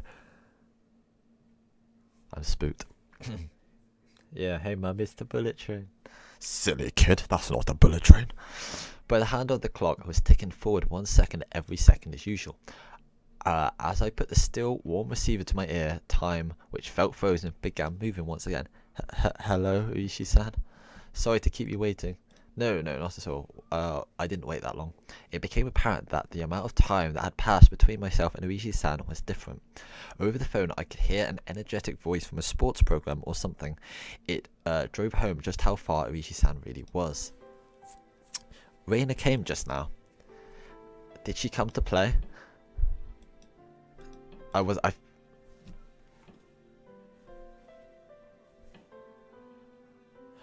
Oh, it's fireworks. Someone doesn't know when the 5th of November is. They're retarded. I thought something was like hitting my window, but it's fireworks. But I didn't need to right now. Right now, I needed to talk. I needed to know about Reina. That's right. I was planning to ask Uishi-san more about Reina, but Reina's little visit had interrupted the conversation. Guy Fawkes night.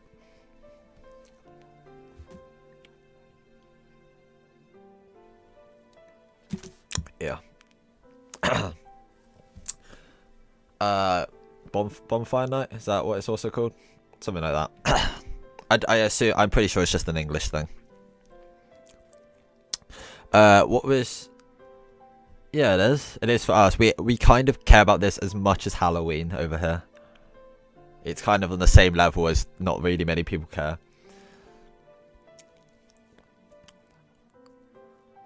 Yeah, it's when they stopped Guy Fawkes blowing up the Houses of Parliament, and then yeah, and then we celebrate with fireworks and burning bonfires and shit. I don't know. I've never been into it. It's just I've been to a fireworks shows are pretty cool, but it's not really a thing I tend to do. I've been a couple of times. What was true and what was false, I couldn't tell. The one thing I knew was the single grim reality that Reina was suspicious. I would be able to figure something out if I asked Uishi-san about her. Stern on us. Up until now, I had regretted it whenever I forced myself to ask about things that I was better off not knowing. But looking at it that way, you could say I'd hit rock bottom. There was no possible way I could feel any more regret than I did right now. No, rather, I wanted to know if there was anything beyond this I would regret more.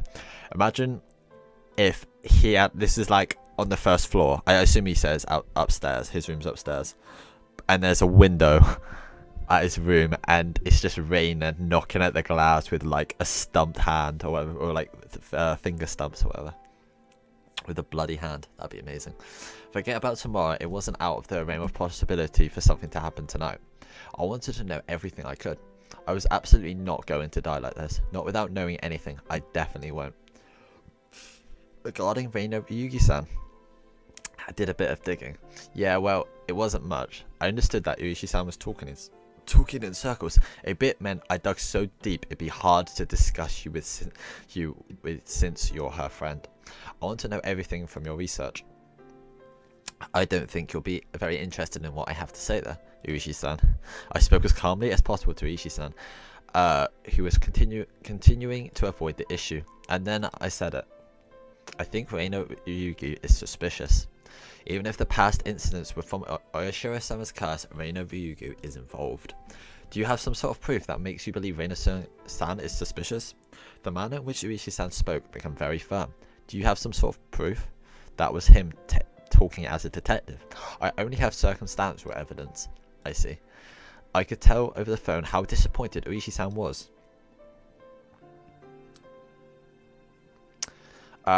Pulling on the fishing line was when he felt a bite, only too early in the bait. Disappointed but only ready to cast the line once more. That's how it seemed. Uishi-san, you can't do anything without physical proof, can you? What I meant was you can't come over and save me without proof. I stuck that barb in there. As Uishi-san loved roundabout ways of saying things, he understood me just fine. It's fine, Maribara-san. I'll protect you. I'll protect you, senpai.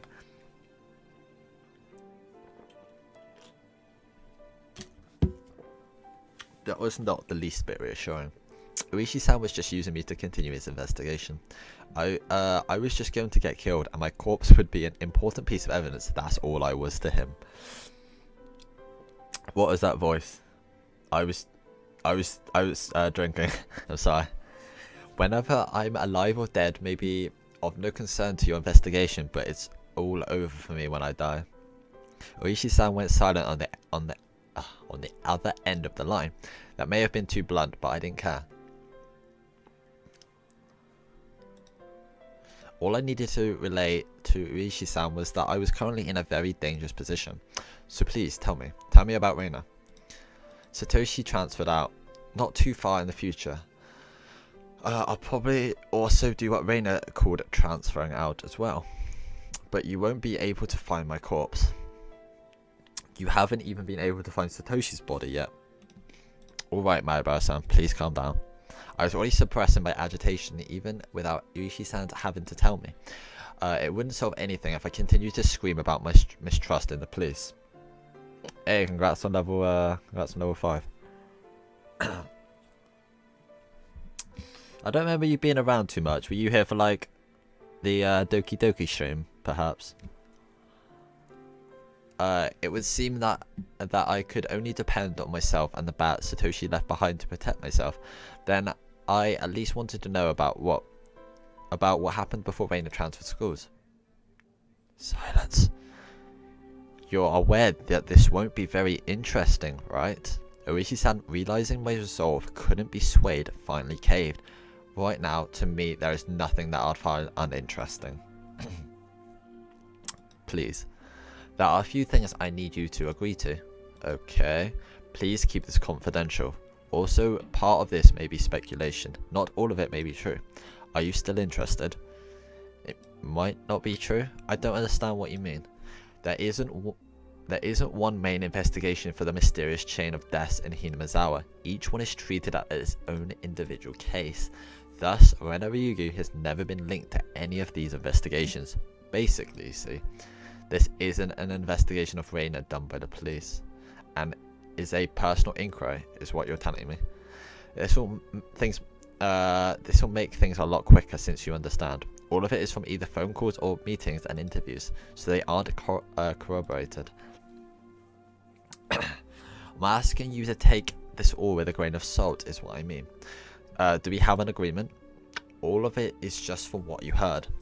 Yes, my apologies. It's all my personal investigation, you see. That thing before, you said Raina's chart, didn't you? Oh, you saw Raina's chart, didn't you?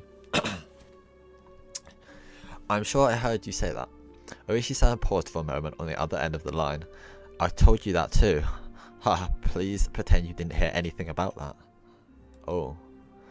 I didn't care about Oishi-san having certain obligations and responsibilities. I also didn't care if there was no proof. Even if they were just rumors, there's no smoke without fire after all. Please tell me, Oishi-san. Understood. Oishi-san finally opened those tight lips of his. Oh, gee. Damn Oishi-san.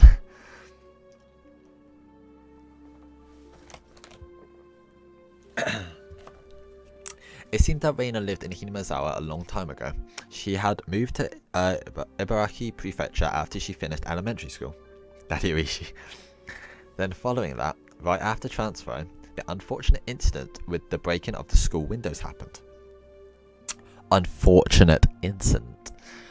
Then Reina confided to the doctor.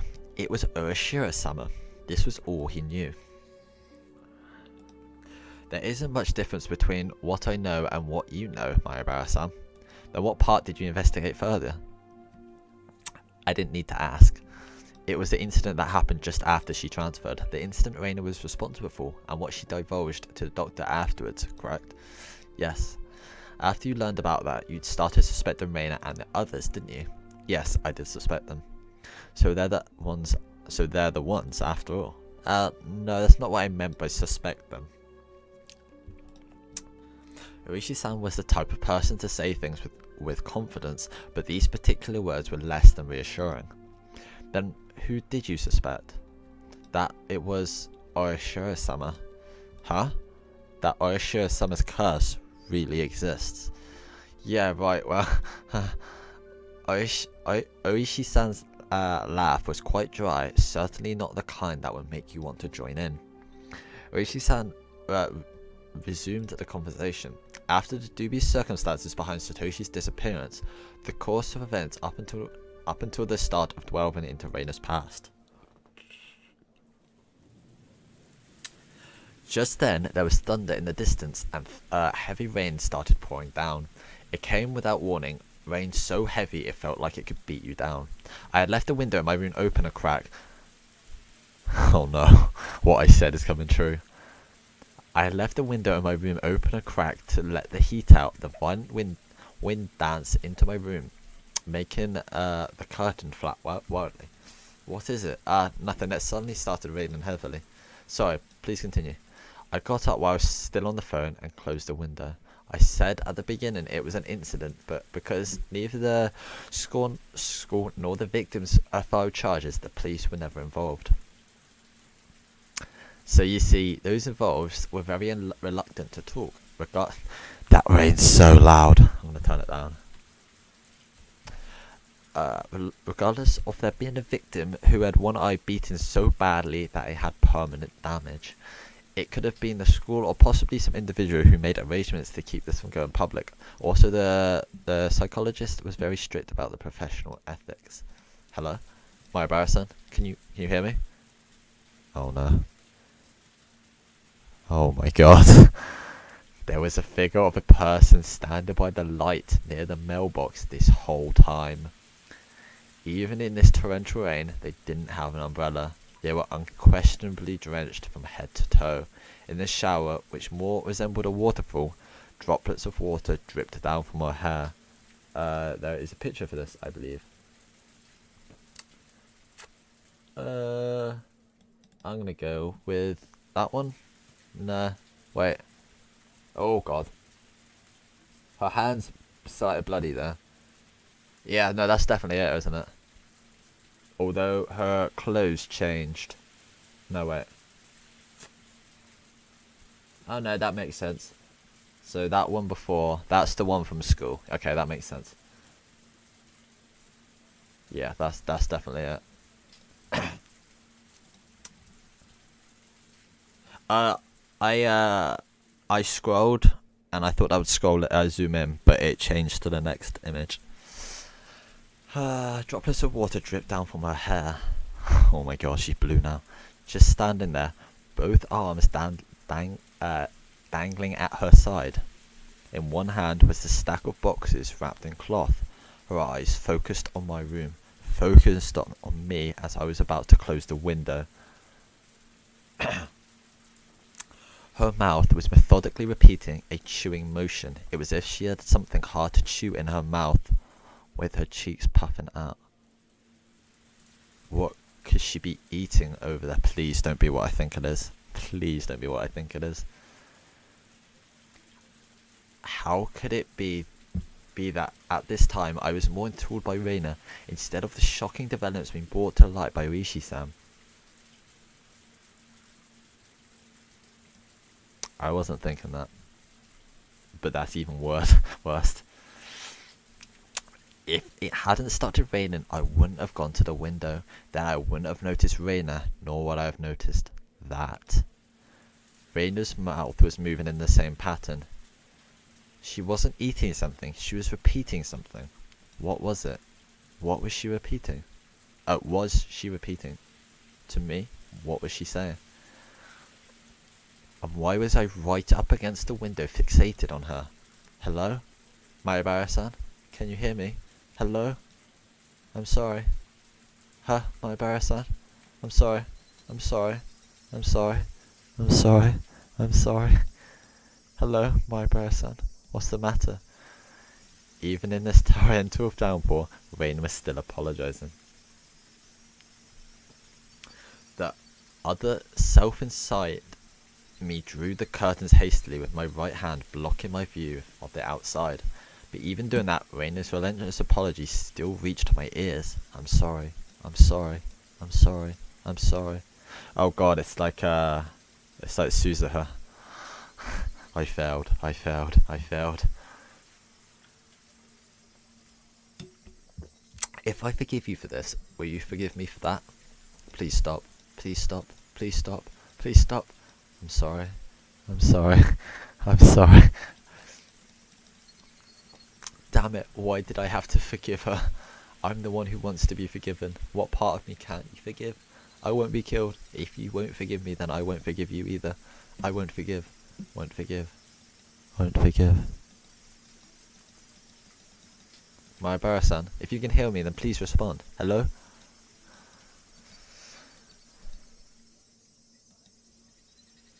Oh god, that was a spooky chapter. There's still, like, is that not even chapter 12? Oh god.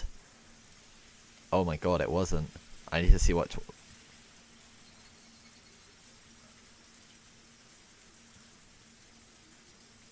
I don't know if I want to start a new chapter now. It's quite late. It must be, right? Let's have a look. Yeah, it is. I think we should leave that. If it's long, I don't want to be going like past like 12:30 or something. Yeah. Well, I'm gonna stream something else, but I'm gonna close the game. Yeah. That'll be what is it, tomorrow? Saturday. I can do tomorrow, and then I'll take Sunday off.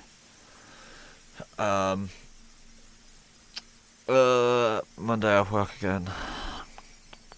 Yeah, we'll see from there. I want to continue the next one like pretty soon though. I'm really enjoying this. Uni tips. That was such a long chapter, like for 11. Holy shit. I was thinking that was the last one, to be honest. I'm pretty hyped for the last. No, I'm not finishing it tonight. It's gonna be so long, and I don't want to like have to almost whisper it because I have to like, talk quietly. We'll save that for tomorrow. I'm sorry. I didn't think it would take so long, to be honest. This game's way longer than I thought it'd be. I see it in movies quite often, but what is it exactly? Multiple personalities are thought to be escapism. Multiple personality disorder is a form of escape. Correct. The exact mechanism is not fully understood, but it's believed to be a type of defense for the brain to retain mental stability. Hypothetically, poor people imagining themselves as wealthy in a form is a form of escapism, is it not? Is this also a form of multiple personality disorder? I wouldn't go that far, but broadly speaking, one could infer that. It's something that occurs in us all. Does a split personality occur when one cannot tell which is reality and which is the escape? That's difficult to say. There are some who agree with that and some who disagree. There is no consensus. Then is the occurrence of multiple personalities still an unknown phenomenon? Something not fully comprehended in the psychiatric field. Unfortunately, that is the current state of things. We can only put our hope in future research, but it's sort of cool having split personality. What kind of people get split personalities? Recent studies find that those who develop it, or rather those who are more susceptible to developing it, is maybe genetically predisposed, or may have abnormal mental development. Some say that childhood abuse increases the chances. Speaking of which, person A here experienced abuse as a child, didn't he? How sad. How sad, dude. Person A has seven different personalities. Let's watch a video of him. 7. That's mad. Right after these commercials. God, I kind of get annoyed when they kind of do that, to be honest, when they completely break the mood. It's kind of like irritating. It's like a Brotherhood all over again. I like how I just guessed. It was like, oh, it's at the 7-Eleven, and that's basically what it is. The 7th mart was a bargain supermarket with food and alcohol. What's this, Keiichi? So many? There's no reason to get all these different kinds, is there? I flopped all the different coloured cup noodle bowls into the cart. Cup noodles has gotten so elaborate recently, and there are a bunch of different types. I want to try each of them at least once. I knew it was pretty selfish of me, but I thought I'd at least give it a try. Keiichi, buy them in the big case. It's cheaper. Oh, okay. Dad faltered. Well, I had a feeling it'll end up like this. Dad knew that was no point in him butting in. That I'll only get to eat one kind. I'll get bored with it. I was resistant as a formality. I had already given up inside and wasn't sure which case of noodles to buy. If you can't... Why is, like, a multi-pack more expensive? Like, certain flavours more expensive than others, I guess? If it's got, like, more meat in it or something like that.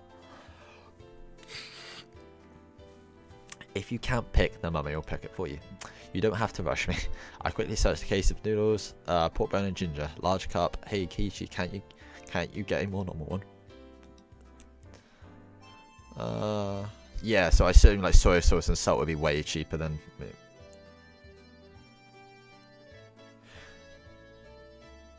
No, they're saying the multi-pack is more expensive for like the same amount.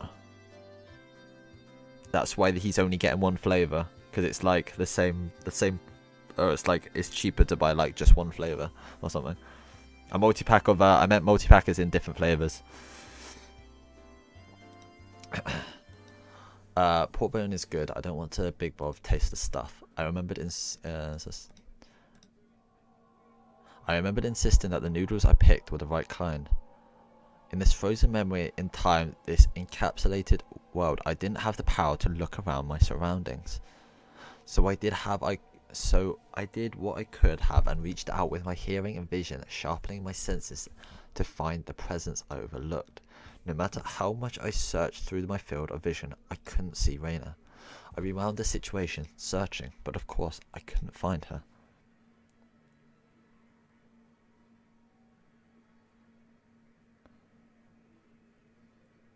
No, I assume they're buying like a case of it or something, so they get like, I don't know, like 24 or whatever, 12, however big the case is. But it's like cheaper to buy a case of one flavour than like a case of different flavours. Or maybe individually or something. Then was she spying at me from a blind spot? I go through the sound of presences again, looking. I could sense the other customers. So this is like him replaying it in his mind, I guess, after the incident. They were all mixed about, moving as they pleased. There was nobody looking over this way and no one trying to get behind me. Not here, couldn't be here, probably wasn't here. I would definitely notice if someone was right behind me, even when I wasn't on my guard. I swallowed wildly at the thought of using a vague word like probably right before contradicting with definitely. Jesus Christ, that sound. Then I paused my mental replay as a chill ran down my spine. There was definitely a presence like a shadow behind me. That was a terror unlike any other. If a presence really had manifested behind me, I would definitely have turned around to check for it. But the world had moved on and there was no way for me to turn around. While carrying that frightening shadow on my back, I was gleefully running around the store searching for a case of noodles, running through the instant noodle aisle, bad mouthing my mum. But there was that presence constantly at my back, sticking to me like a shadow. No way to see what it was, realizing it now after the fact was horrifying and repulsive. In that moment of time, I was running around gleefully, carrying that cardboard box, tip-tap. But listening to that moment again, I could hear footsteps other than mine going pit-pat with every step. Tip-tap, tip-tap, tip-tap, pit-pat, pit-pat, pit-pat. I'm not reading all this. This is ridiculous. While I was running, the sound of those barefoot? Okay, what? That's weird. Footsteps going pit-pat were right behind me. Me running around gleefully in that closed-off moment in time. But I didn't hear it. No, I heard it. That's why I remembered it. I didn't think I heard anything. That's why I didn't turn around. That is why I didn't turn around. In that moment, the pit-pat of those footsteps were following me the entire time. Surely his mum would see her. He'd be like, "Oh, hey, Raina, I know you." This is very weird. I couldn't run fast and escape. I couldn't run any faster than I had run at that time. I couldn't turn around. Whoopsie daisy. I hadn't turned around before, not once, but then I returned to my parents and started talking. The shadow-like presence was right behind my back. I mean, she's right behind him. There's no way they wouldn't see her. Since I didn't move, the shadow didn't move. That is why it made no sound, unless she's like, quite a far bit behind and hiding behind stuff. That was all. At that time, I hadn't taken a single step while talking with my parents. I was just standing there. This was undeniable, and yet I heard it. A pit-pat. That shouldn't be. If I took 3 steps, it followed 3 steps. Wasn't that the rule? There was no sound other than that. At that time, the entire world had gone dark. Yeah, I guess so. But when they say like right behind me, I keep thinking like borderline touching. A sudden darkness. It was the end of my reflective journey. I was tired. I wanted to end it. Someone turn on the light. Except my body couldn't move, as if I was sewn into that moment in time. Pat pat. My past self's hair stood on end. That's impossible. Now that's just breaking the rules. I haven't moved, so you shouldn't be moving either. I couldn't move, so you shouldn't be able to move either. Follow the rules. Oh god. Yet that sound echoed in the darkness once again. The hair on the back of my neck pricked up on end. It was so close that it was hard to tell whether it was touching the hair or not. Yeah, I know, right? Why couldn't I move like how the presence was moving behind me? I quickly realised I could move. It's just that I was scared and didn't want to. But now was the only time I could turn around. It was something unforgivable in this moment in time. But I needed to turn around immediately, as if my entire being was trying to force me to stop. It began to administer a pain like a needle being struck into my every pore. I'll turn around. I'm not scared at all. A scream I was unable to vocalize. Cool scream, bro. I turned around. At first, I couldn't understand the meaning of it. What is this? This situation in front of my eyes. It was like a mouth biting an apple and slurping the juice the way you would do with an apple, but my mind was being eaten. It began to munch down, slurping the juices because it was like an apple. Meaning, what was in front of me? Oh my god.